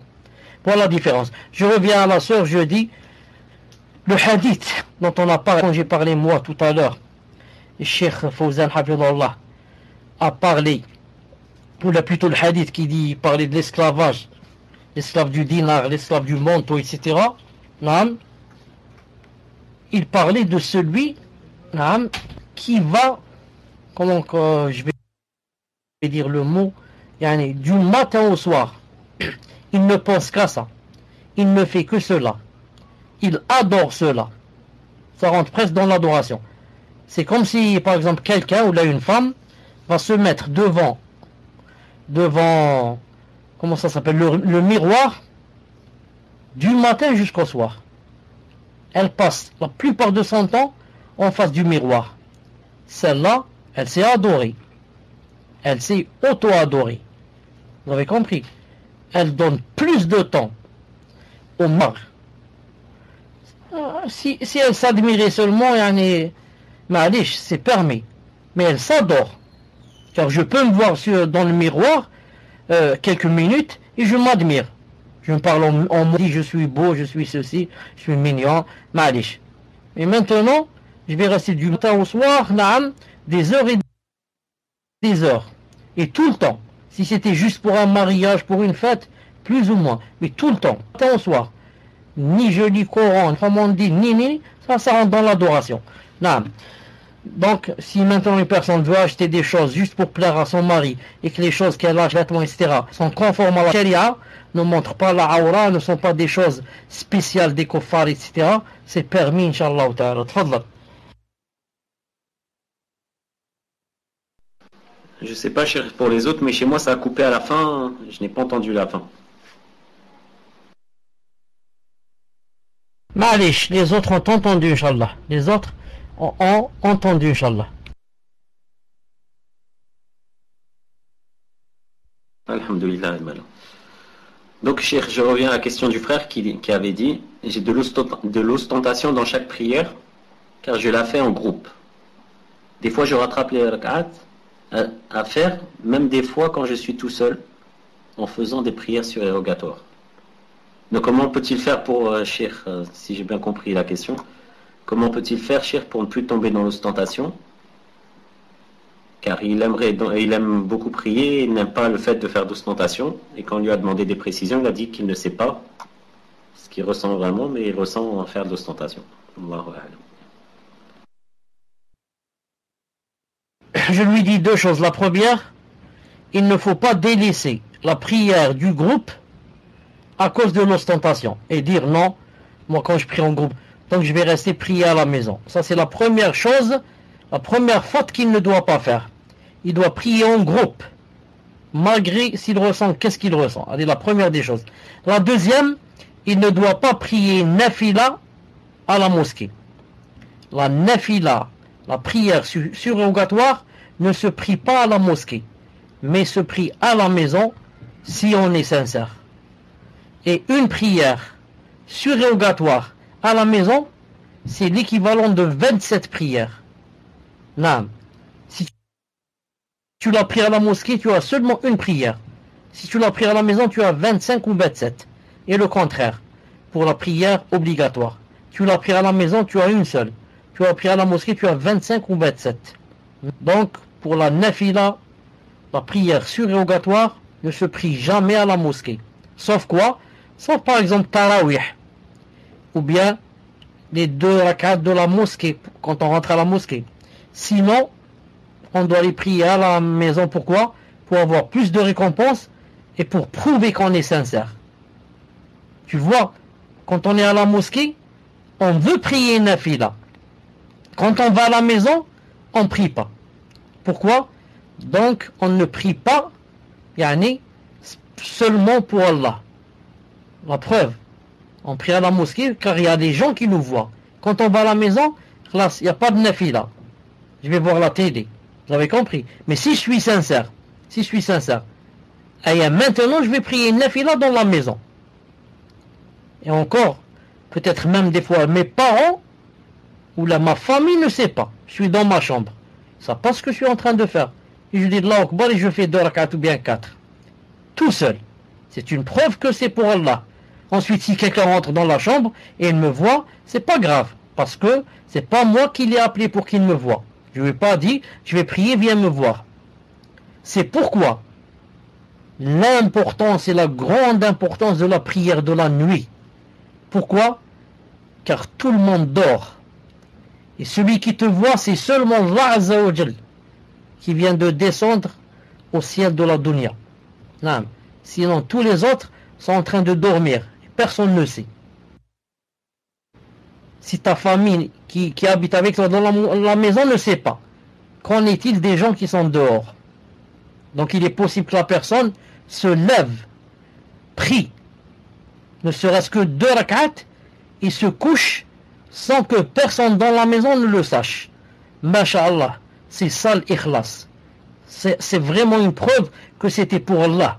Si c'était pas pour Allah, j'aurais aimé réveiller les gens avec moi pour qu'ils sachent. Naam.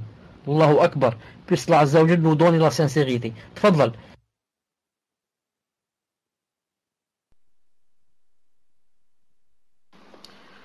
Amin. Barakallahu fikum, cher.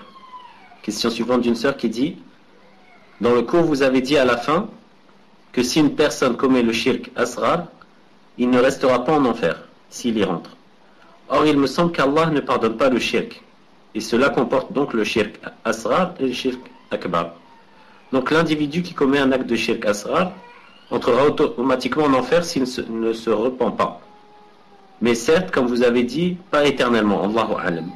Allah accorde le Jannah, vous accorde le Jannah ainsi qu'à nous. Donc ça semble être plus une remarque qu'une question, cher.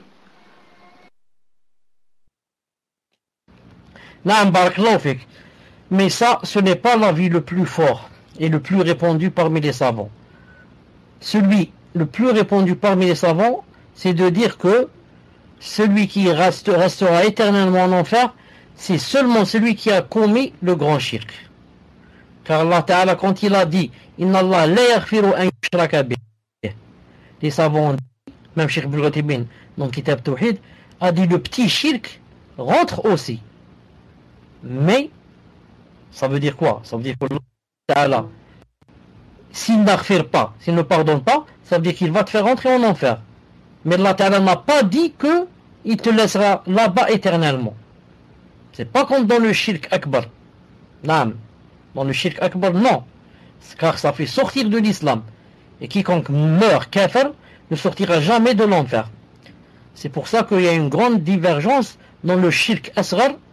Est-ce que la personne restera éternellement en enfer ou bien sortira? Et la plupart des savants disent sortira. Entre autres, Cheikh Ibn Uthaymin dans Kitab Tawhid. Et Cheikh Ibn Taymiyyah a deux avis dans ses livres. Dans certains, il dit il sort pas, et dans d'autres, il dit il sort. Naam. Et c'est l'avis, comme j'ai dit, de la plupart des savants de Al-Sunnah ou Al-Jama'a. Tfaddal.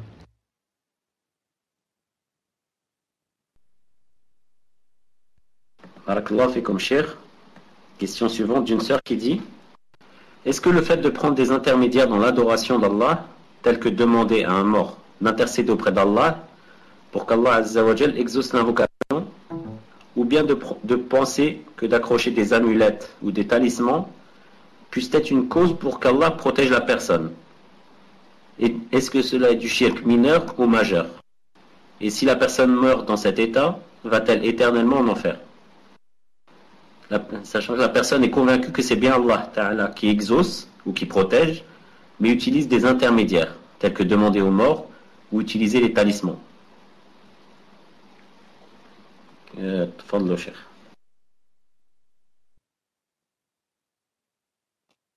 Déjà, le fait que je demande aux morts quelque chose, on demande le shirk. Quoi? Le mort ne peut rien faire. C'est pour ça qu'on dit de lui qu'il est mort.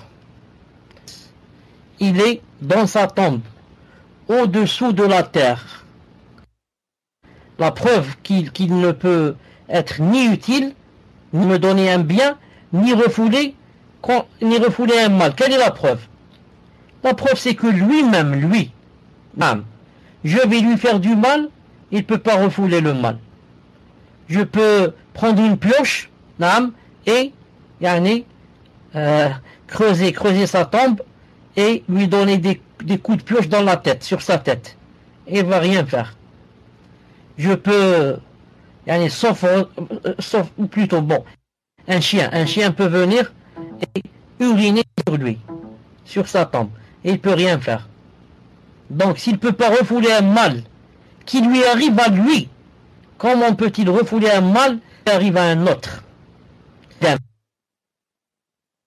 Et le bien, il ne tire aucun bien, ni pour lui, ni pour les autres. Il est mort. Donc maintenant, si je vais lui demander quelque chose, j'ai fait le shirk et le grand. J'ai fait le grand shirk. Naam. Taïb.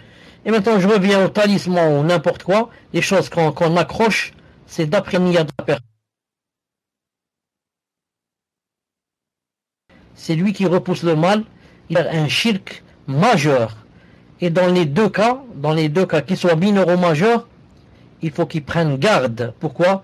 Parce qu'il a fait un shirk.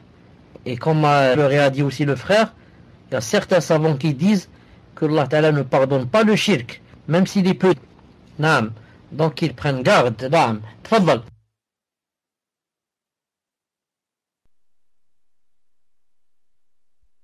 Barakallahu fikum, cher. Question d'une sœur qui dit: nous savons que ceux qui consultent les voyants, leur prière ne passe pas pendant 40 jours. Quelle est la conduite à tenir pour ces personnes?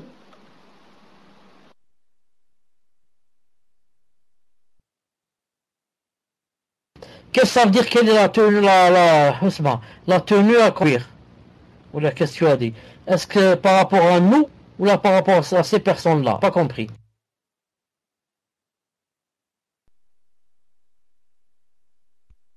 En attendant une précision, chère, question suivante d'une sœur qui dit: que doit-on faire quand on voit qu'on a de l'ostentation? Est-ce qu'il faut arrêter l'action en cours? Ou bien si on ne l'a pas commencé, ne pas la faire du tout? Ou faut-il continuer, cher? Barakallahu fikum. Si on a commencé l'action, on doit, j'ai dit Allahu Akbar, j'ai commencé à prier. C'était pour qui? Pour Allah Azza wa Jal, ça? Alhamdulillah. Maintenant, une personne est rentrée. Et une personne, masha'Allah, auquel je donne l'importance, et je voudrais qu'elle me voie en train de prier, et je commence à rallonger ma prière. Non. Ou là, quelque chose dans mon cœur me dit, rallonge la prière, X est rentré. Ça, c'est l'ostentation. Ça, qu'est-ce que je fais? Si j'obéis à l'ostentation et je rallonge, ma prière est nulle. Mais si je pousse, je pousse autant que je peux dans mon cœur, et que je continue, et c'est-à-dire je pousse et je continue, ma salat est quoi?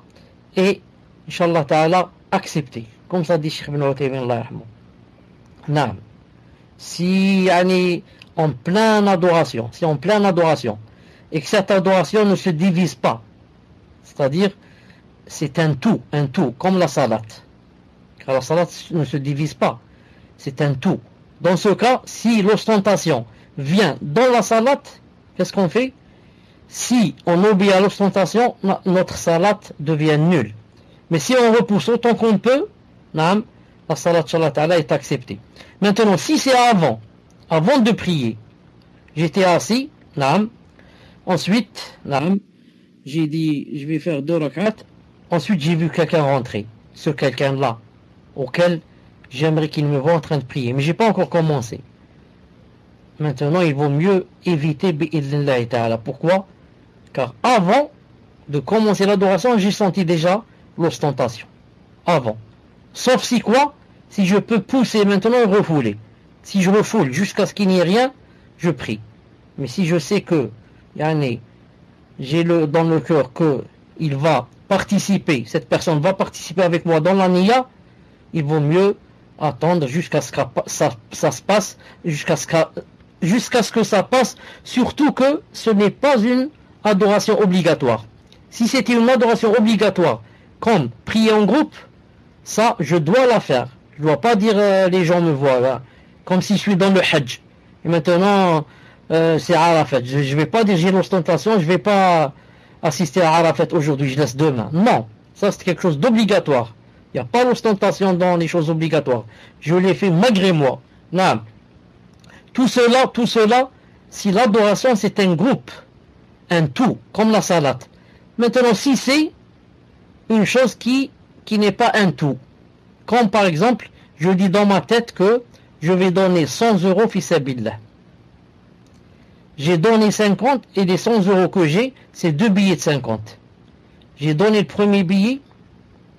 Ensuite, quand j'ai voulu donner le deuxième, quand j'ai donné le deuxième, tout en le donnant, je l'ai donné avec ostentation. On va dire l'aumône, c'est pas un tout, c'est quelque chose qui se divise. Les 50 premiers euros sont acceptés. Tu les as donnés, comment? Fi sabilillah. Les deuxièmes ne sont pas acceptés. Tu les as donnés avec ostentation. Pourquoi? L'aumône, c'est une adoration qui n'est pas un tout. Ça dépend. Si tu as 2 billets de 50, tu vas faire donc c'est 2 aumônes. Vous avez compris? C'est pas une seule. C'est pas comme la salat. La salat, s'il y a 4 unités, tu fais l'ostentation T, toutes les 4 ne sont plus valides. Pourquoi? Car la salat c'est un tout. Elle commence par Allahu Akbar et se termine par Salam alaikum. Naam, tfadal.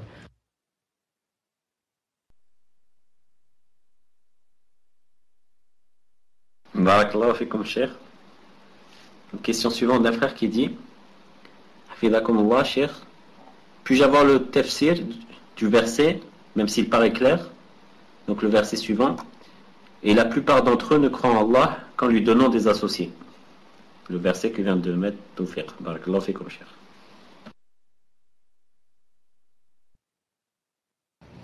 Ibn Taymiyyah a dit dans ce verset, Cheikh al-Islam Taymiyyah a dit dans ce verset, c'est-à-dire qu'il y a dans qawli ta'ala yu'min wa ma yu'min aktharuhum billahi wa hum mushrikun.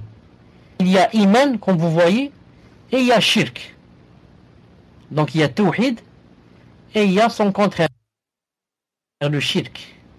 Car dans iman il y a tawhid. Il a dit, ils ont fait le tawhid de la seigneurie et n'ont pas fait le tawhid de la divinité. Le tawhid de la seigneurie, rububiyya, et le shirk dans le tawhid de la divinité. C'est pour ça que beaucoup de gens croient en Allah Azza wa Jal, mais dans la seigneurie. Mais tu trouves qu'ils font quoi? Qu'ils font beaucoup de shirk dans l'adoration. Et ça s'applique à beaucoup de musulmans. Tu trouves le musulman, il est masha'Allah, et tu trouves notre mère et nos mères qui sont masha'Allah, naam. Et si jamais elle voit le film qui s'appelle Risala, Zama du prophète alayhi salam, elle pleure, en voyant le film, elle pleure toute la nuit, et le lendemain, elles vont chez la voyante. Donc tu vois, elles croient en Allah subhanahu wa ta'ala, mais en même temps font du shirk. Mais ce qui est demandé, c'est quoi? C'est de croire en Allah ta'ala sans faire du shirk. Voilà ce que Allah ta'ala aime. Que tu crois en lui sans faire du shirk. Maintenant, si d'un côté tu crois et de l'autre tu fais du shirk, donc tu annules ce que tu es en train de faire. Wallahu ta'ala alam. Tfadlal.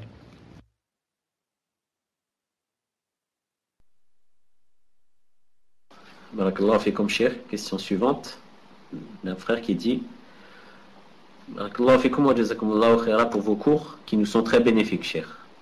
La question est, il y a des gens qui sont très pratiquants durant leur vie et de façon sincère, mais ils ont hérité de leurs parents des rituels qui relèvent du shirk asrar. Ils les ont reproduits sans se poser de questions en pensant que ça fait partie de la bonne foi, car beaucoup d'entre eux sont illettrés et ou ignorants et n'ont pas eu la chance de pouvoir lire la vérité dans les livres, ou n'ont pas eu la chance de rencontrer des personnes qui connaissent bien la religion pour leur expliquer toutes ces choses. Donc quelle est la sentence de ces gens-là auprès d'Allah?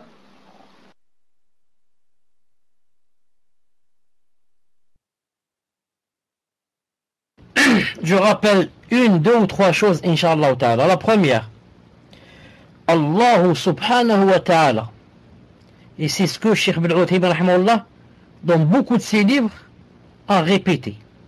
Il répète cette phrase. Allah subhanahu wa ta'ala ne châtie jamais une personne qui fait un péché si elle ne savait pas que c'était un péché. Allahu Akbar. Quelle grande ni'ma. Quelle grande ni'ma. Comment? Ah, mais moi je savais pas que ça c'est haram et je vais rentrer au feu. Si je savais que c'est haram, je l'aurais pas fait. Ya Allah. Allah Azza wa Jal est le plus haut et le plus majestueux. Pourquoi? Pour que il châtie et torture une personne qui ne savait pas et qui était jahila. Vous avez compris? Ça c'est la première règle en or qu'il faut toujours avoir des yeux. Et il y a pour dalil. J'ai cité l'autre fois par exemple le verset où Allah Ta'ala a dit il a dit لِيُبَيِّنَ لَهُمْ مَا يَتَّقُونَ, pour qu'il leur montre ce qu'ils doivent éviter et ne pas faire.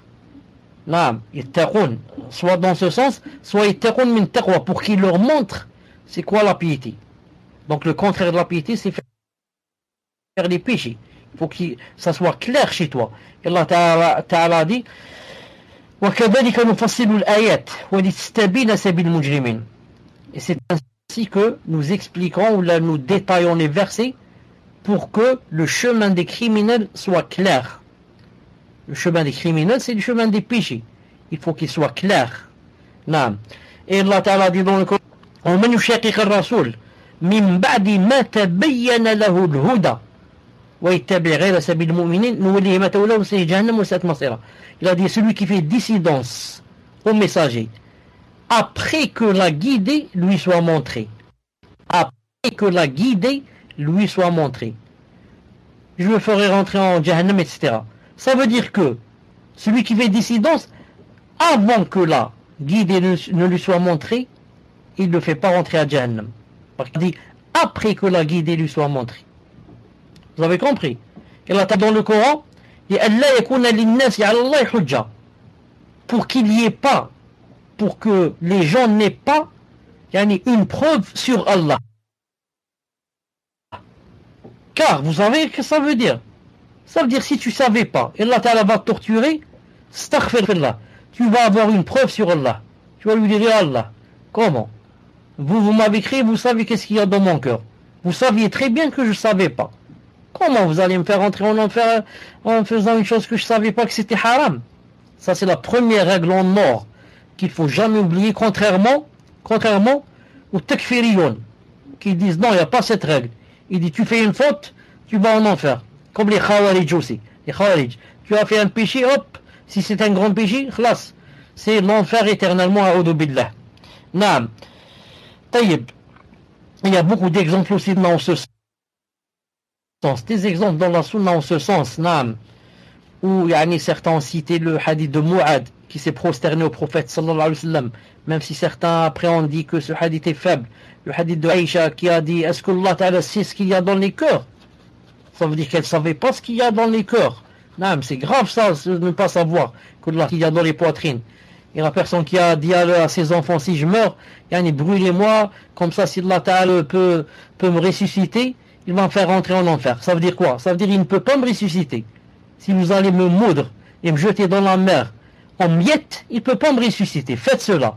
Et ses enfants ont fait cela. Et Allah Ta'ala a demandé à la terre de rendre ce qu'elle a pris. Ça veut dire, entre parenthèses, y compris la mer. La mer fait partie de la terre. Et eux, ils ont jeté leur père à la mer en miettes. Il l'a fait ressusciter. Fawzi, tu es pressé pour qu'on termine. Hein? Il y a un match qui joue. Hein? D'accord. Donc, quand il à la mer, il a dit à la terre, ressuscite rends ce que tu as pris. Et l'homme était debout. Allah Ta'ala lui a dit, pourquoi tu as fait ça? Il a dit à Allah, min khashiyatik. Dans une autre version, min makhafatik, de peur de toi, Allah, de crainte de toi. Et Allah Ta'ala lui a pardonné. Il a pardonné à cette personne. Pourquoi? Elle a fait quelque chose de grave. Elle a dit qu'Allah Ta'ala ne peut pas me ressusciter si je deviens miette. C'est pour ça qu'il a demandé à ses enfants de le rendre en miettes, de le brûler. Sinon, il ne va pas demander cela s'il savait qu'il allait être ressuscité. Mais pourquoi il lui a pardonné? C'est un djihil, il ne savait pas. Qu'il a poussé à faire ainsi. Elle-même, on revient, on dit la première règle, Allah Ta'ala ne châtie jamais une personne si elle ne savait pas. La deuxième règle, très importante. Mais Allah Ta'ala peut te donner des péchés pour ne pas avoir cherché et ne pas avoir demandé la science et ne pas avoir essayé de comprendre et ne pas avoir demandé aux savants et ne pas avoir écouté les cours et ne pas avoir lu les livres. Vous avez compris la deuxième règle. Demandez aux savants si vous ne saviez pas. Et un sahabi radiyallahu ta'ala anhu, une fois, il était en voyage et a fait une pollution nocturne, janaba. Le lendemain, il a demandé à des sahaba. Il leur a dit, qu'est-ce que je dois faire? Il est tombé sur sa tête et il avait une blessure sur la tête. Il a dit, comment je fais maintenant? J'ai la janaba. Je fais la douche ou alors je fais le tayammum. Ils lui ont dit, tu n'as pas d'excuse, tu dois te doucher. Il a pris la douche, il est mort. Quand le prophète a su cela, qu'est-ce qu'il a dit? Qatalouh. Vous l'avez tué, ils l'ont tué. Qatalahumullah, qu'Allah les tue. Ils l'ont tué. C'est comme s'il voulait dire, c'est eux la cause. Ils l'ont tué. Qatalahumullah. Voici le témoin du cours. Pourquoi n'ont-ils pas demandé quand ils n'ont pas su? Parce que quand on ne sait pas, on doit demander, on doit lire, on doit chercher. Ala sa'alu id lam ya'mu. Pourquoi n'ont-ils pas su? Innama shifa'ul 'ayyi su'al. La guérison, le soin, le médicament. Shifa, c'est le jahl. Le médicament de l'ignorance, il a dit, c'est la question. Naam. Quand il a dit le médicament de la question, ça veut dire le médicament de l'ignorance. Ça veut dire que l'ignorance, c'est une maladie. Quelqu'un qui est ignorant, il est malade. Le prophète Hassan lui a montré où se trouve le médicament. Il lui a pas dit va chez le pharmacien. Tu vas chez le pharmacien quand tu as ton ventre qui te fait mal, tête qui te fait mal et tes dents qui te font mal. Mais si tu es ignorant, il a dit tu vas où? Il a dit la question. Tu poses la question au savant. Donc toute personne n'a pas demandé, n'a pas voulu apprendre et entre parenthèses avait les moyens, c'est très important, avait les moyens, se trouvait dans un endroit où il y a des savants, pouvait les contacter par téléphone, pouvait aller chez eux, écrire des mails, pouvait les joindre. Et il dit, moi je m'en fous, je cherche pas à comprendre, j'adore Allah comme je peux et comme je veux. Dans ce cas, cette personne aura des péchés. Pourquoi? Pour ne pas avoir demandé la science. Ensuite, la troisième catégorie, des fois la personne, même si elle vit avec des savants, ça ne lui passe pas par l'esprit, telle chose par exemple est haram et qu'il faut demander les savants. Vous avez compris? Des fois la personne fait une chose d'une façon naturelle. Ensuite, toi, tu lui dis que tu sais pas que ça, c'est haram. Tu dis, subhanallah, j'ai jamais su cela. Jamais ça m'est venu par l'esprit que ce que je suis en train de faire, par exemple, c'est haram. Celui-là est accusé. Pourquoi? Parce que lui n'est pas passé par l'esprit que c'était haram ou bien pas haram et qu'il fallait chercher. Mais il croyait que ça se faisait, que c'était normal. Naam. Wallahu ta'ala a'lam. Tfaddal, inshallah ta'ala, tfaddal.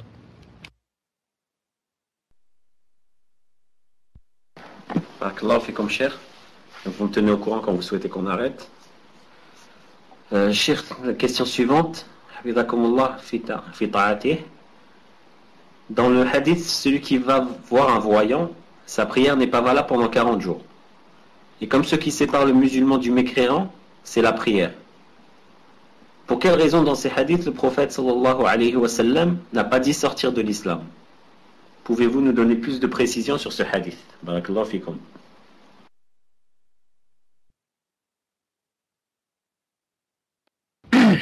D'abord, je suis très content que jusqu'à présent, il n'y a aucune question sur le divorce. Alhamdulillah. Ceux qui sont mariés sont mariés. Ceux qui sont encore célibataires, qu'Allah Ta'ala les marie. Pas pour l'instant de divorce. Ça l'embisse pour le moment. Ça nous laisse dans l'embisse. Puisse Allah Ta'ala nous laisser dans l'embisse. J'ai pas compris, cher. Cette question, je l'ai pas bien comprise. Si tu peux m'expliquer la relation entre celui qui va à la Rasbou, chez le voyant, 40 jours c'est accepté, et l'autre. Quand tu as dit que celui qui ne prie pas, il y a la différence entre le mouchrik et la prière. J'ai pas la relation entre les deux.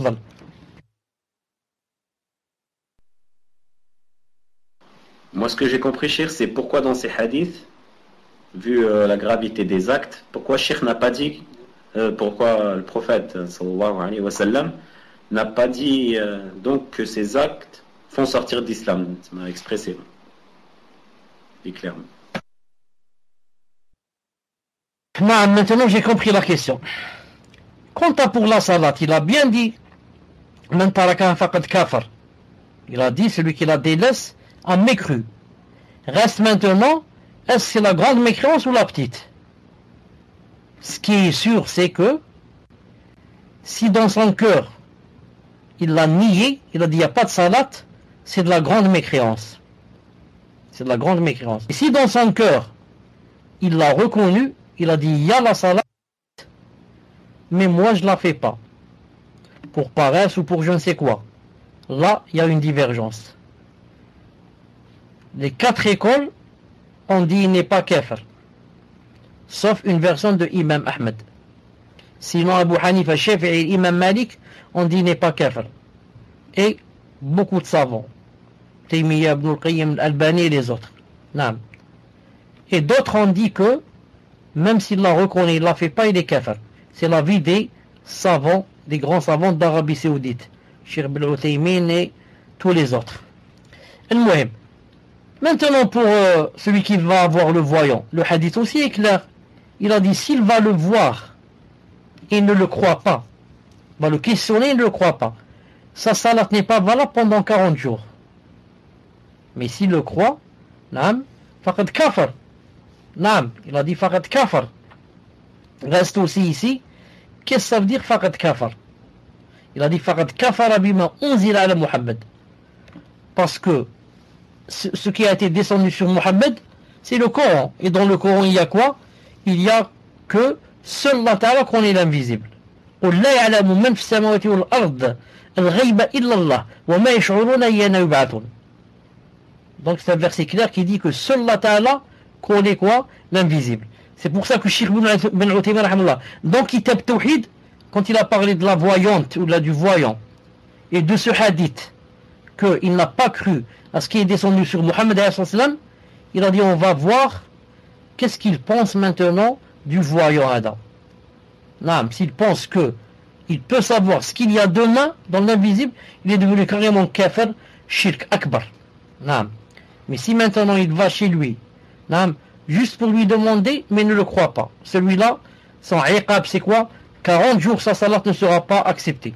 C'est pour cela que si une personne par exemple va lire l'horoscope, une personne va lire l'horoscope, elle va dire juste pour passer le temps.